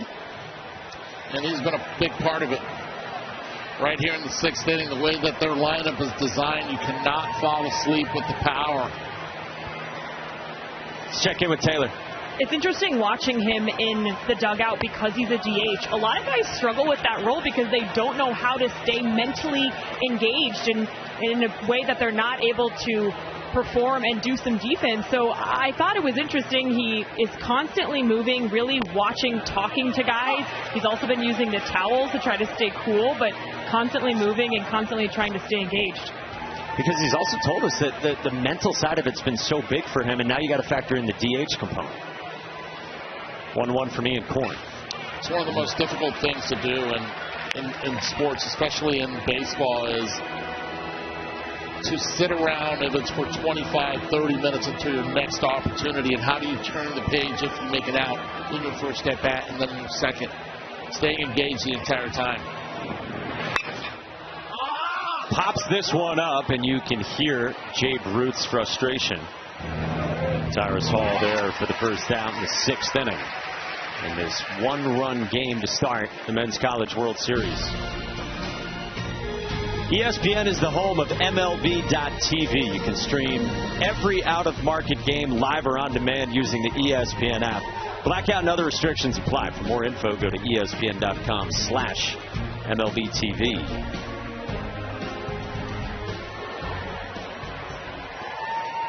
So 1 out, base is empty, and Houston Markham in the 9th spot, 1 for 2 with a single. He scorched his first time.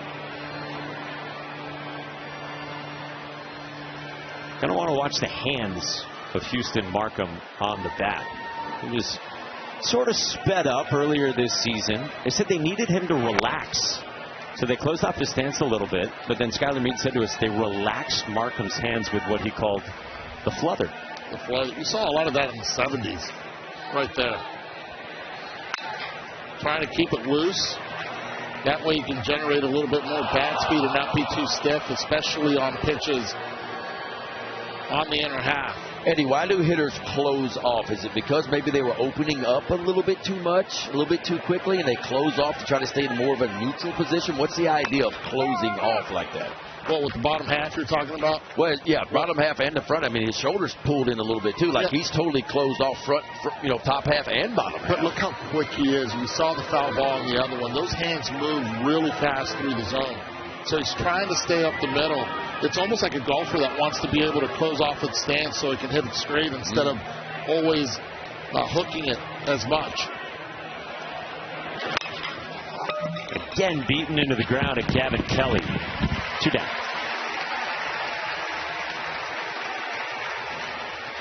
Very nice job, guys, from Ian Korn. Came on in the 3rd. He's issued a couple of walks, but otherwise it's been tidy work from one of their best arms. First team Big 12.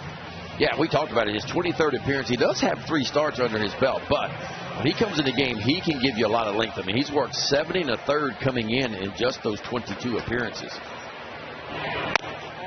Back to the top, Aaron Piasecki 0 for 3. And that's why these relievers and all these teams have them. There's a couple of guys that can come in and not give you 1 inning or 2. They can give you 3 or 4. They can give you some bulk. Korn spent the previous 4 years at Seton Hill, Division II. And last year, Korn was the D2 National Pitcher of the Year. It was 80-plus innings and a 1.81 ERA. 1-2 on Piasecki. And Ian Korn told us the goal was to come here and make it to Omaha, joining this program. Said in my old school we'd get 100 parents and girlfriends. And now he's here at the greatest show on dirt. 1-2. Piasecki in the air, right center. Schoenfeld to his left. Hitting over. More good work from Ian Korn. 1-2-3. Armani Guzman 2 up, 3rd. He's already stolen home in this game for West Virginia. Up a run. 1-run game into the bottom of the 6th inning on day 1 and game 1 at the Men's College World Series. 2 programs that had never previously been here before, Troy and West Virginia. West Virginia, the number 16 national seed, had rousing scenes in Morgantown the last few weeks to get here. And then Troy, mid-major power who's got a ton of high-end talent, a 3 seed in a regional and one of the last 4 teams in. Ben Lumsden leads off against Zach Crutchfeld of Troy. Keep an eye on the velocity. 97 last inning, 93 that last pitch. And 97, the best bolt of the year for Crutchfeld. He's been up there a few times this season. There's a 4.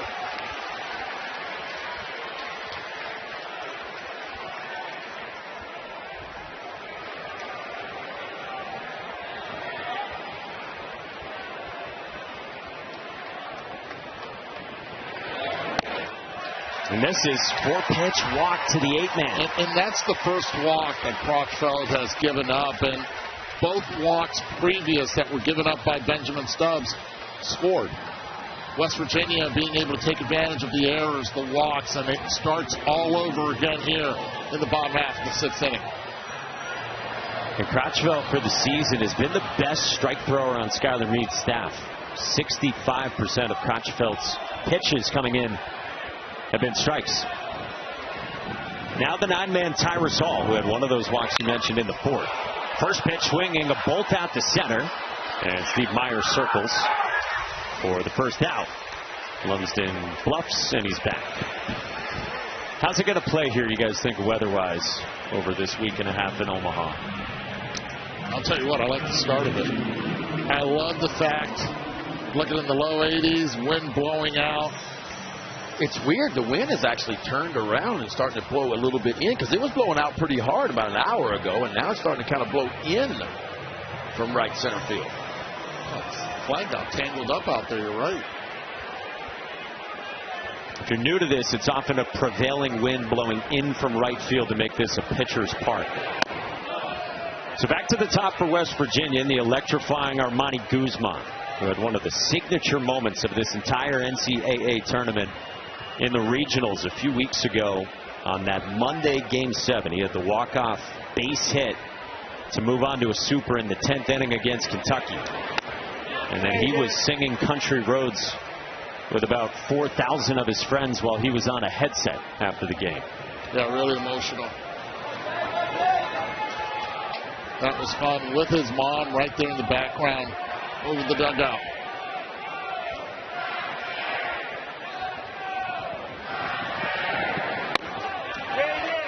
Guzman went around.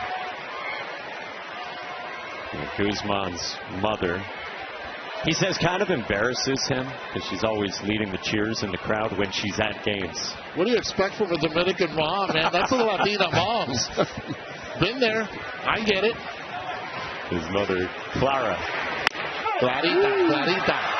Perfect from Crotchville with 95. Well, is there any doubt what side of the plate Crotchville loves? And he loves the glove side. And that's where he seems to work with most of those fastballs. And they're high velocity.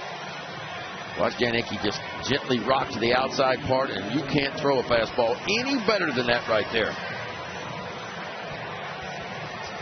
Interesting, he's gone to it, and it's been electric today. It's worked for him. A pitch that has been hit during the regular season. Not using a lot of the curveball. Well, here's Gavin Kelly, who saw Crotchville in the fourth and went first pitch swinging on a fly out to right. First pitch swinging here on the heater. I saw in one of our notes, so D1 hitters off fastballs are hitting 300 overall on the year, but when it gets to 95 and above, they're only hitting 240. Pitcher velo. Yes, on pitcher velo. So velo is a very important part of this. So the average D1 fastball gets hit at 300, which is a very high average, but when you can tick it up 95 and above, it goes all the way down to 240. Kelly can't catch up to 95. And that's where we are in our game, both at the big league level and at the collegiate level, and really at the high school level, too, is trying to create velo, because velo gives you swing and miss. Zach Crotchfeld's 0-2 to Gavin Kelly. Just up and away. That's close. I love that pitch, 0-2. I hate to see pitchers get 0-2 or 1-2 and just waste a pitch where it's nowhere near the strike zone. I want you to be good enough with your command to really make the hitter make a decision on whether he wants to swing.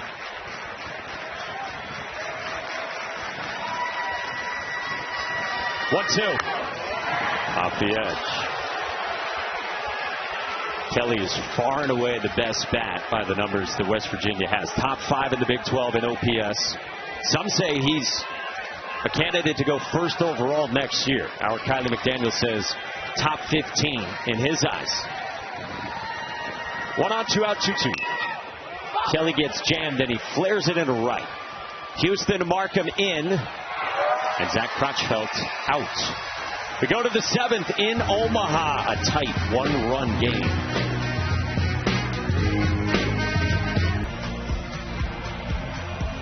Winner of this one gets the winner of that one. Loser of this one gets the loser of that one on Sunday afternoon. And we go to the 7th. Troy's got 2, 3, and 4, starting with Josh Pine against Ian Korn, who's done great work since he came on in the 3rd. Yeah, both of our relievers, Crotchfeld and Korn, have done their thing since coming in from the bullpens.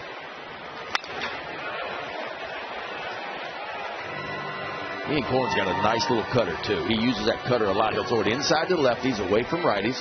Got the curveball and a good fastball to go with it. He's the best strike thrower on West Virginia's staff. And he's ahead in the count 1-2 on Josh Pine.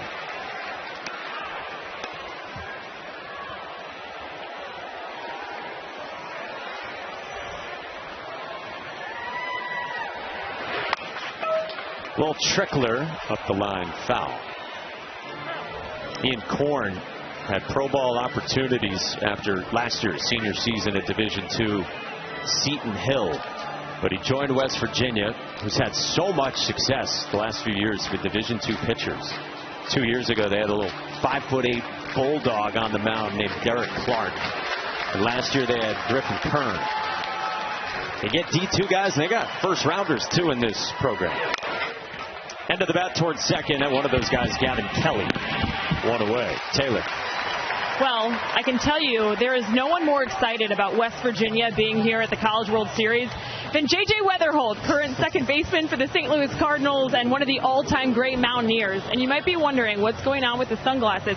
These were actually a gift from J.J. to the entire team. He wanted to celebrate and do something, so he ordered everybody a pair of the sunglasses that I have on. Now, what's cool about them is they're 100% is the brand, but they have the MLB emblem on them. So if you ordered these online, you could not get the MLB emblem. So these are special. They say it inside. They say MLB, and then right here is the emblem. So the guys are super fired up, and I think what's cool is JJ just wants to remind everybody that this is a big family, and West Virginia means so much to him, and he is so invested in making sure that this program continues to be great, guys. Well, can you get us a pair, Taylor? I mean, I'm trying to get myself a pair. I actually stole these for a second. Extended family. I agree. JJ, if you're watching, which I know you probably are. Let's go, JJ. How about it? He's had a phenomenal rookie season with the Cardinals. Well, two big groundouts against the best bats induced by Ian Corn. And now a ball and a strike on the best bat for Troy, Jimmy Janicki, who doubled on a well-struck ball at 105 in the third and then walked his last time against Corn in the fifth. Hanger roped down the line, foul. Oh, this guy is absolutely strong. Be able to have the bat where he has it, but as soon as the pitch is released, he is in a strong position, as you see where Kyrie McDaniel has him in the top 10 prospects for next year's draft. Well, look at his legs and the size of his trunks, man. That's where the power comes from. He hammers this one to left field, and it is gone! And we are tied right on cue. Exit velocity 111 miles per hour off the bat. That equals, with the launch, 3 turns around the bases, a high hub at 5, and a landing by the dugout. Their leader, their offensive threat, puts them right back in this game, all tied at 5. It looked like a hanging breaking ball, too. And it was. Look at it hanging up. He just kind of goes out and circles it, too, on the outer part of the plate. The body got a little bit out in front, but, boy, he kept those hands back, and he found the barrel. I don't care about the body getting out in front. You see how stable it is right there. He hit that firm front side, and when he did, he just threw his hands at it, and the barrel at it, and that would be home run number 20 on the year and RBI number 86 for Janicki. That's easy pop. Easy pop right there. Whew. You said 111, and how about 430 feet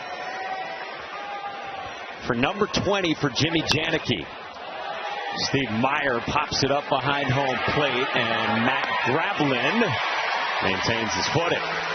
We're tied. I'm going to steal a line from my partner here to my right. He might miss it by a lot, but when he hits it over the fence, just let it go over the 335 side, and he did. We're tied. We're going to the bottom half of the 7th. Can't sleep on this name anymore. Remember it, Jimmy Janicki. That's impressive, man. That is big time. Kid's going to be an early first-rounder next year. When you come to Omaha, you need your stars to show up, and boy, he has shown up in a big way. 4 at-bats for Janicki. He's been on base 3 out of 4 times. and a couple of extra base hits, including his 20th long ball of the year. So we're tied, and we go to the bottom of the 7th at 5-all. 3, 4, and 5. Paul Schoenfeld, hard hit, but right at Blake Cavell. 1 away. That's exactly what you need as well. Tie the ball game up. Now it's about pitching and defense. Keeping it there, allowing the offense to take over. Both stoppers into the game, Zach Crotchfeld and Ian Korn. And Crotchfeld now faces maybe the guy who's had the best at bats, the most comfortable looking swings, would you say, for West Virginia, and Sean Smith? Yeah. Hit his 10th home run back in the 3rd inning. You talk about fill up a batter's box. He does that. From Moss Point, Mississippi, Steve Saban's told us this morning, Southern country, humble, strong, and a big old teddy bear. And he's got to be careful. You homer again, you might need to do an interview. And Steve Saban's told us Sean Smith, he doesn't love the post-game interview. I'll tell you this, though. He's no teddy bear when he's at the plate. No, when he gets it, it's a collision at home plate is what it is. The Georgia Southern transfer. Big cut there on 93, and it's 1-2. Looks like a former teammate of yours at LSU at the plate. Lyle Mouton? Or Albert Bell? I went Albert Bell. Yeah, either one. He's got a little Lyle Mouton in him, too. Yeah. Lyle's a little bit bigger. Yeah. 1-2. Jumping in, nearly hit Sean Smith. Was it Joey Bell, though, in LSU? Oh, yeah. Joey Bell. Better known as Albert now. I'm sure he's watching. He's a big College World Series fan.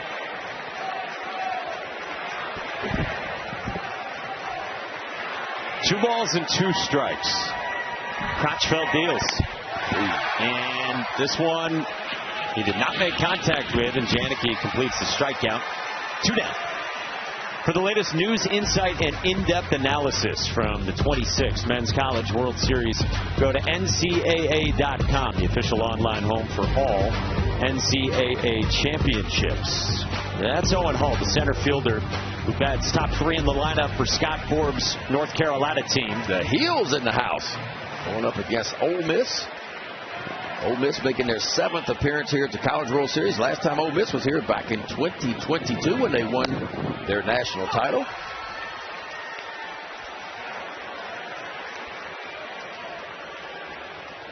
Two outs, base is empty, and this is Matt Grablin, Ohio State transfer, catcher in the 5 spot. 2 punch outs and a pull side single.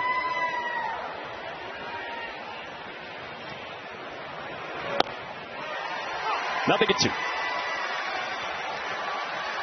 Boy, it is so many fastballs from Zach Crotchfeld. Yeah, I mean, on the year, he throws right at 70% fastballs. I mean, that's his pitch. And he's got a good one, too. Boy, he had a big strikeout against Sean Smith on a good changeup, though. So every now and then he'll put a little wrinkle in it.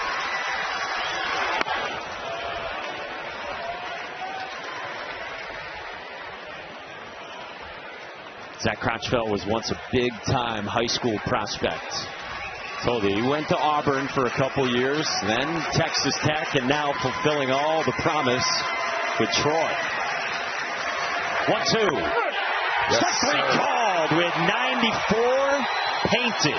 That's what you call a little paint piece right there from Crotchfeld. Watch where Janicki sets up the catcher for Troy. Just rocks to the outside part of the plate. A little 2-seamer. Knock a little paint off the outside corner. Troy is off the field, folks, so we got a ball game for you. We are all square. Phenomenal ball game to get it started with the 8 teams left standing playing college baseball. 8th inning on the way, 5-5 the score between a couple first-time programs in Omaha. 6, 7, and 8 for Troy. Starts with Drew Nelson against Ian Korn, the first-team Big 12 reliever for West Virginia. Nelson, an RBI single back in the 3rd. And he's down 0-2 against Korn. That RBI single with 2 strikes. Got on top of the plate. Was able to deliver it the other way.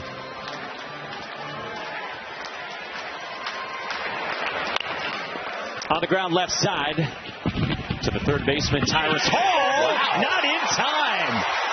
Hall didn't get rid of it quickly enough to get Drew Nelson, who's on to start the 8th. Tell you what, Drew Nelson only 5 stolen bases on the year. Make it 6 with the one he's got today. But he got down the line right here. And Tyrus Hall just didn't recognize the speed of Drew Nelson. The great Don Zimmer would say, once you hit the ball, your best ability is just to run hard. It doesn't take much, and that's exactly what Nelson did. Put the ball in play, didn't even look if the play was being made. He just beelined it straight to first base. All hustle. Hustle single. We always talk about hustle doubles, but that's getting out of the box right there. See where he steps on the bag, right on the front part of the bag, exactly how you're supposed to do it. What, if anything, could Tyrus Hall have done differently at third? Just get rid of it a little quicker. Yeah. I mean, to me, he just took maybe a couple of extra steps that he didn't need to take.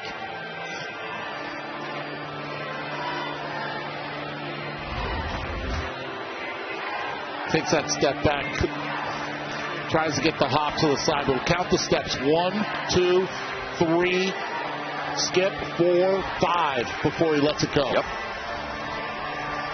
Just not knowing the base runner? Mostly, yes. Infielders have the internal clock we hear about all the time, but here you cannot assume.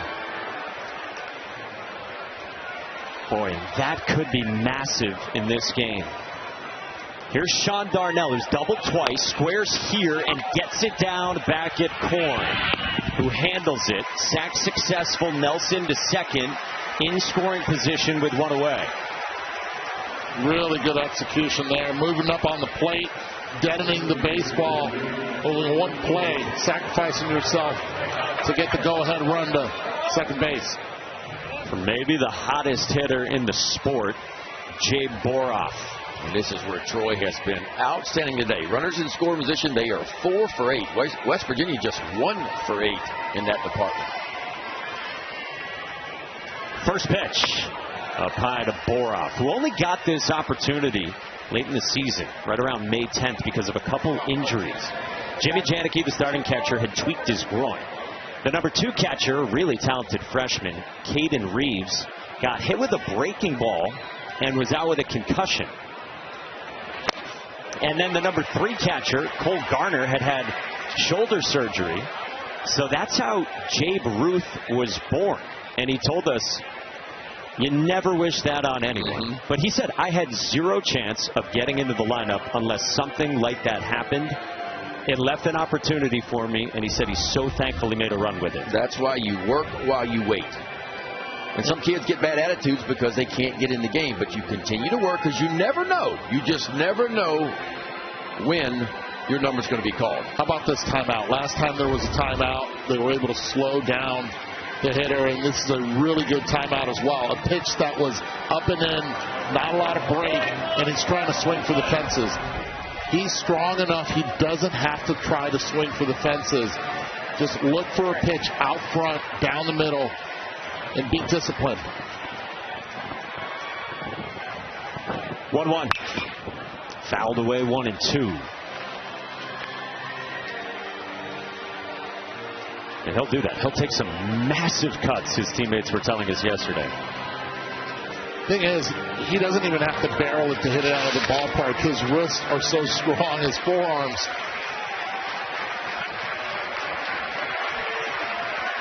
Ian Korn's 1-2. Popped up foul.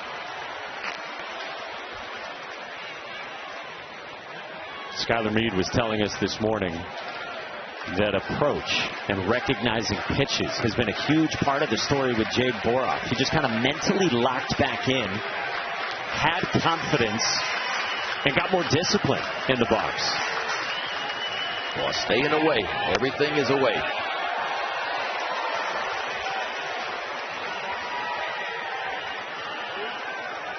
Troy was a pretty average team this year. You look at runners in scoring position, they hit 283 as a team this year. That was 172 out of 303 Division I teams.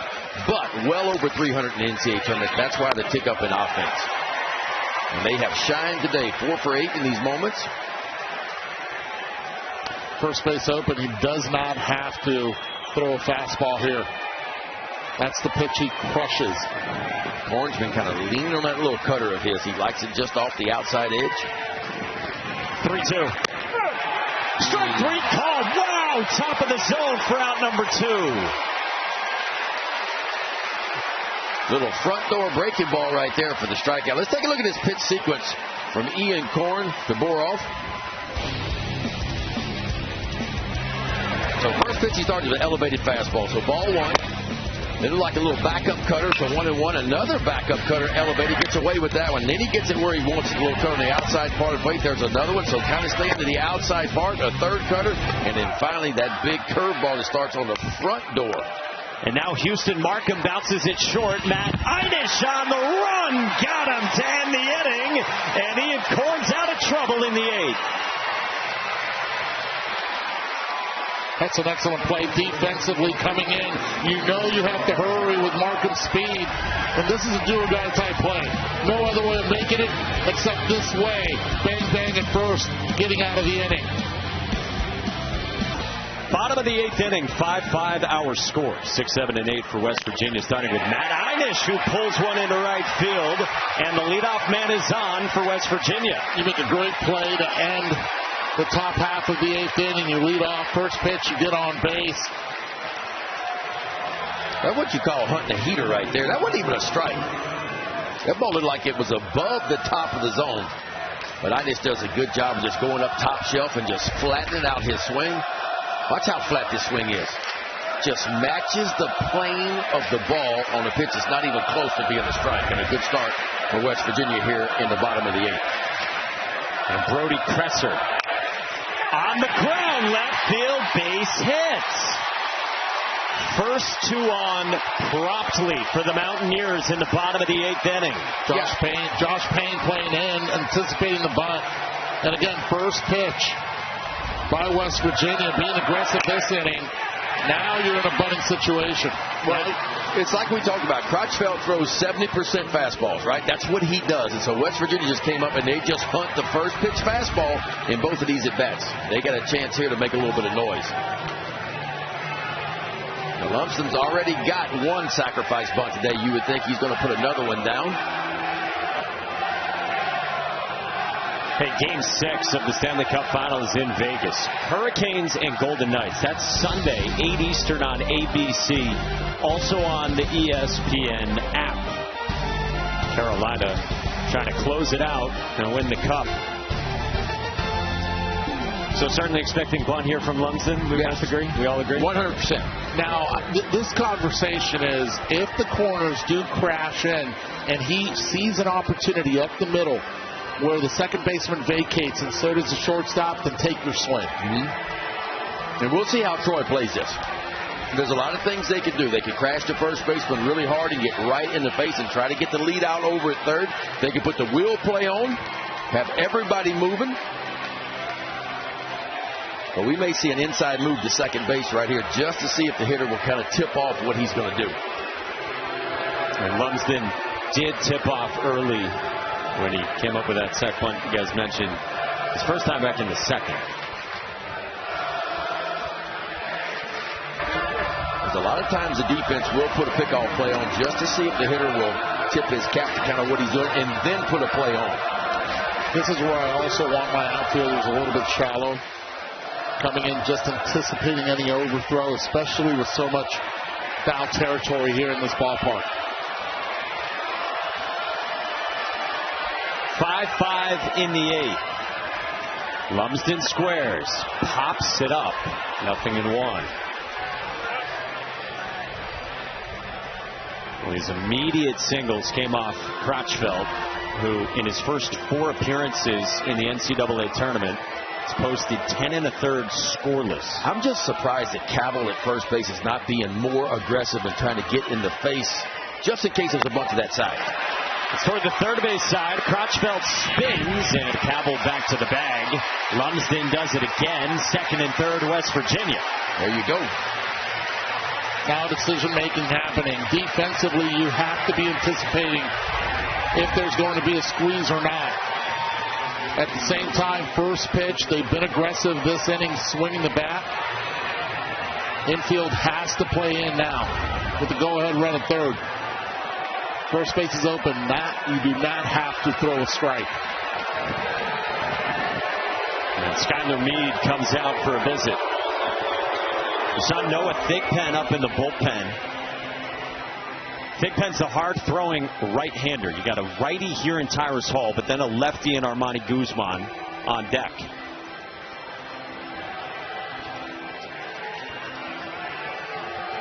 Thigpen just recently has found his form as a closer. Moved to the bullpen. All of a sudden, out of the blue, started throwing 97 again. When the infield comes in, they're telling the pitcher one thing. We want you to try to create a ground ball. That's why we're coming in. Now, once you get to 2 strikes, as a pitcher, you're thinking one thing. How can I get a swing and miss and a strikeout? But you got to get there first. So the first 2 pitches for Crutchfield has got to be something down that he can maybe create a ground ball with his infield being in. Crutchfield has not used that curveball, that swing and curveball a lot this afternoon. Infield in.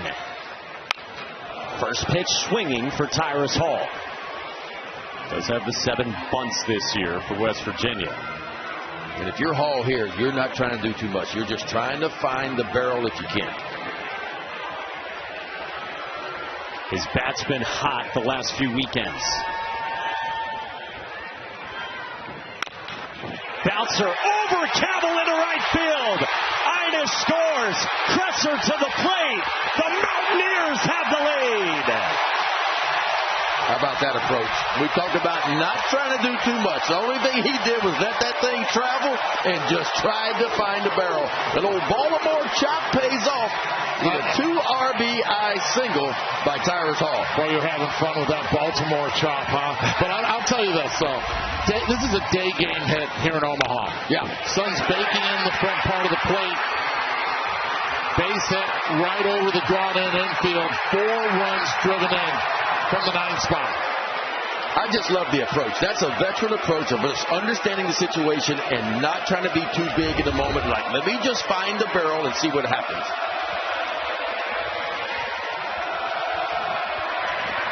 And listen to this place supporting West Virginia. I mean, man, did they show up here in Omaha, and they're letting the Mountaineers hear it. I love exit velocity, too, like you guys do. I love exit velocity, but sometimes it just pays off. We're going to have a review on the pickoff attempt from Zach Crutchfield trying to get Tyrus Hall.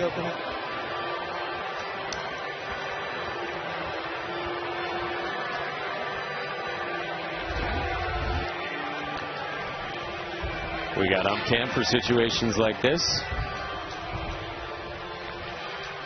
Oh, that is close.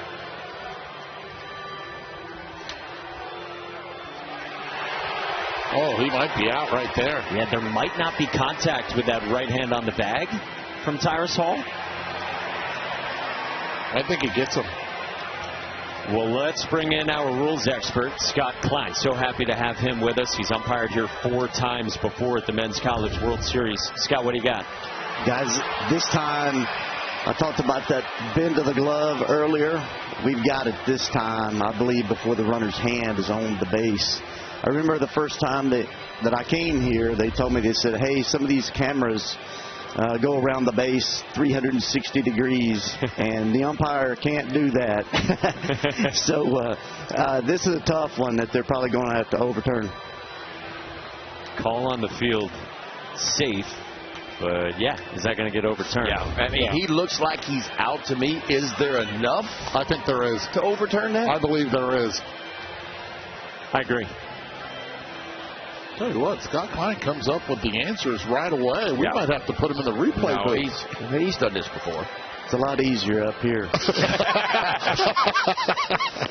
After review, the call in the field is overturned. The runner is out, and Troy has 2 challenges remaining. If you're new to college baseball, you get 2 challenges. You keep them if you're successful. Skylar Meade successful, and that's a big second out. It's a huge second out.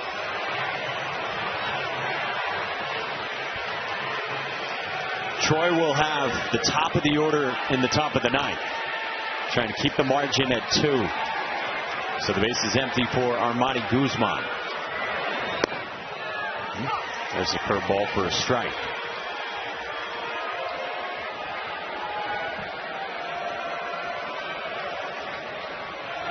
RBI double in the fourth.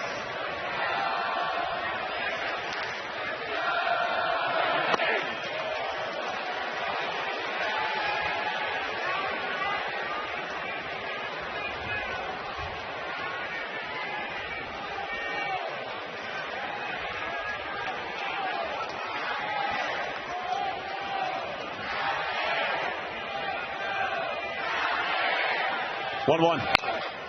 Roller foul, and it's 1-2 on Guzman.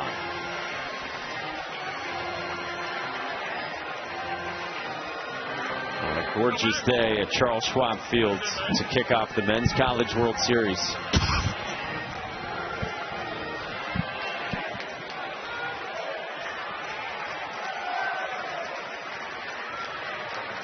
Zach Crotchfeld ready with a 1-2. Guzman stays alive. Boy, for West Virginia, they've been on a sizzling 4-year run as a program that includes 3 straight supers. One of 2 programs in the country the last 3 years to go to a super each year. It's them and North Carolina. They've been knocking on the door. They finally got here, and now they have the lead in the bottom of the 8th. Wow, just missed 2-2.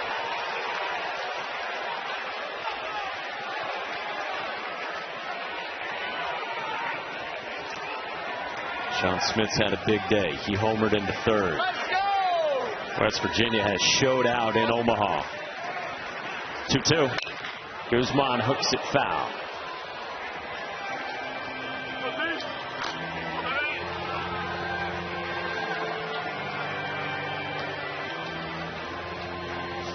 Seen a little bit of everything. We've seen the power of Smith. We've seen the speed of Guzman. Taking third and then stealing home on a straight steal. And then the clutchness of the 9-hole hitter. And Tyrus Hall.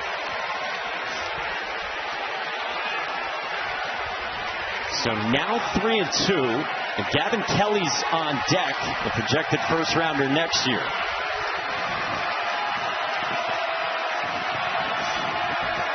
Payoff pitch. Kind of miss. Crotchfeld ends the inning.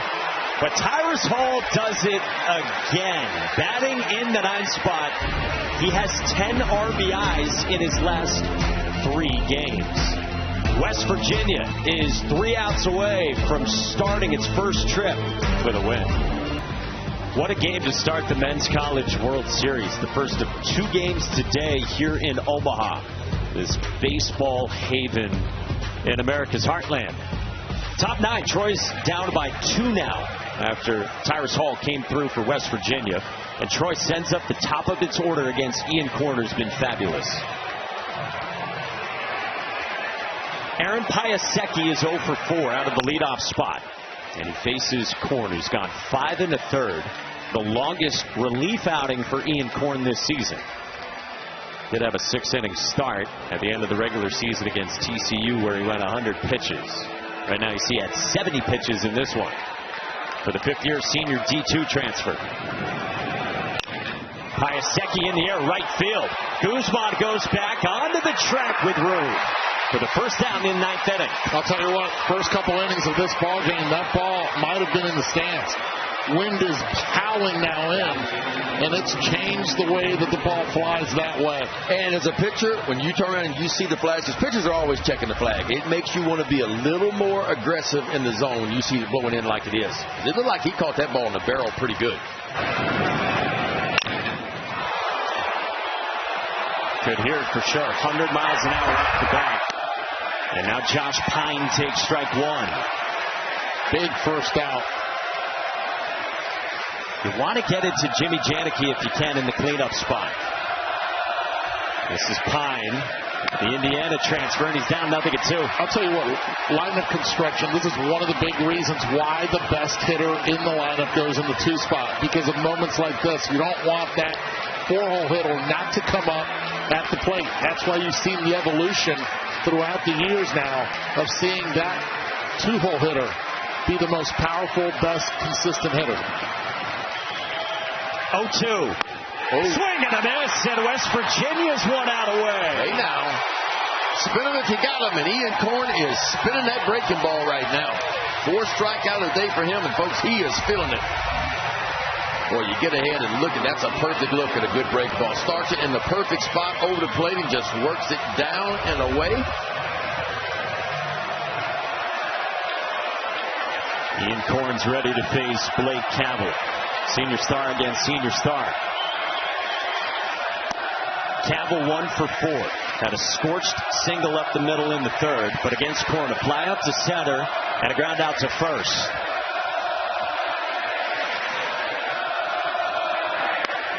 .439 on base percentage coming into this game. And if you're Ian Corn here, you're not messing around. You got a 2-run lead. There's no way I'm walking this guy. He has to earn his way on. Cavill has one of the lowest chase rates in the Sun Belt. Skylar Meade says this guy wakes up thinking about how to get a walk. Can he get on for Janicki? 2-1. That's away. 3-1. I got him taking here full. And this is when you take your fastball and you throw it right down the heart of the plate. Round ball, round bat, and the hitter's trying to square it up. That's in. It's ball 4 with the slider. And it brings up Jimmy Janicki, the superstar sophomore who pounded a home run 430 feet his last time in the 7th inning. Yeah, this is what he did the 7th inning. Got him a hanging breaking ball. Just went out and circled it. The body got out in front before the hands didn't. His 20th long ball of the year. His 86th RBI. 28-degree launch angle. 102 off the bat. It covered 384 feet. Now Steve Sabins trudges out from the third base West Virginia dugout. Oh, this is a smart call. He's already seen enough. You got Dawson Montesa on the left, the righty, and then Ben McDougal, the lefty, on the right. The advantage would go to Janicki, especially having seen all of his pitches. Maybe give him a different look. Or do you stick with your 5th-year senior guy? No. He's making the call. Janicki has walked and homered in his 2 looks at Corn. Corn departs to a big ovation from his West Virginia fans in Omaha.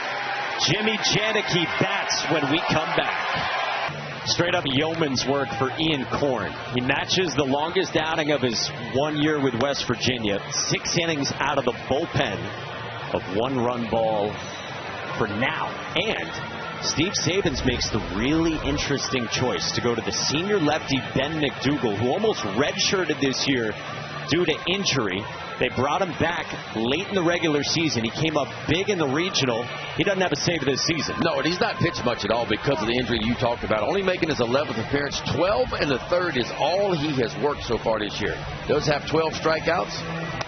He's walked 6. Opponents hitting just 196 off the left-hander, McDougal. Look at his stuff, too. It's a upper 80s, low 90s fastball, a little slider, curveball, and a changeup as well. Guys, I understand tying run at the plate. That's the important run. But McDougal does not have to give in here. You have 3 left-handed hitters behind Janicki. Do not have to give him a cookie. He's given up 4 home runs, all to right-handed hitters. And Janicki's hit 4 home runs this season against lefties. Janicki has reverse splits. He's actually better against right-handed pitchers than lefties. First pitch strike grooved in at 90. I'm talking about right at him at 90 miles an hour with a heater. Oh, you shouldn't do that again. No, I wouldn't recommend it. Ben McDougal's 0-1. Janicki cuts through it, nothing in 2. And he elevated it a little bit right there, 90 miles per hour, spin rate at 2,100 plus. Do you go a little bit higher here? Just a little bit higher. Maybe you just climb the ladder, just keep working up. But you got him in swing mode now. 0-2. Janicki pops it up. A lot of foul ground. This tails toward the railing. And caught by Brody Kresser. West Virginia wins it, and its first trip to Omaha. 3 fastballs. That's why we're sitting up here and we're not making decisions down there. How about that? Break 3 fastballs, and that last one on 0-2 was a pretty hittable pitch. But he got ahead in the count, was able to expand the zone. Oh, we started off with a good one, fellas. Yeah, I mean, Tyrus Hall in the 9-hole for West Virginia, 2 for 3. I mean, think about this. West Virginia only had 2 base hits the entire day with runners in scoring position. Tyrus Hall had both of them and drove in 4 out of that 9-hole for West Virginia. That's a nice play to end the ball game right there. So West Virginia wins game 1 here at the College World Series. 6, 7, 8, 9 guys. The bottom of the order scored 5 runs for West Virginia. And how about Ben McDougal? He told us yesterday, I thought that this team had a chance to get to Omaha. He said that back in the fall. And so, though he was hurt and had a chance to get a medical red shirt and maybe save a season, he told us, I'm not going to sit on the sidelines. What a time for your first save of the season. And West Virginia wins the all-important first game here against Troy. And setting the tone. And more important than anything, it sets it up nicely for them. They'll end up in the night game in 2 nights here in Omaha. Listen to this. Is this good or what?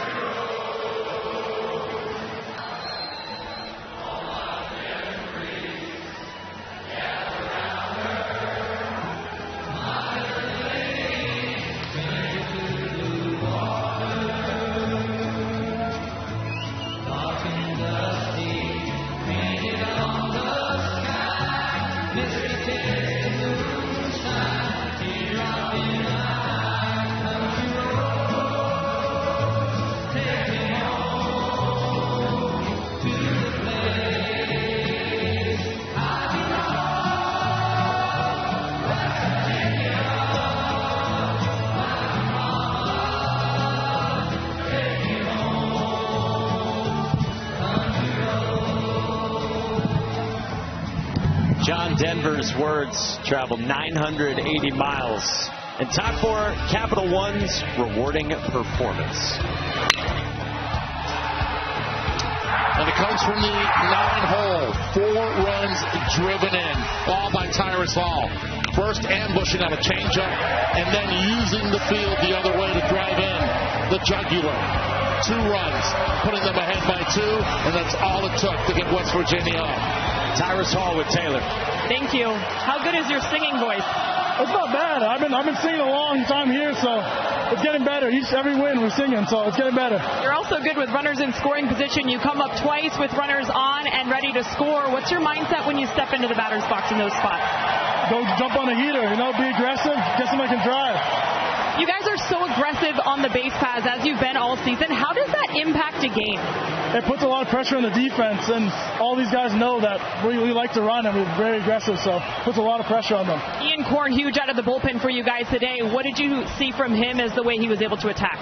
He's kept his pace and just kept attacking, head down no matter what. Gave up a bomb, but came right back at it. Thank you. Mike? Taylor, thank you.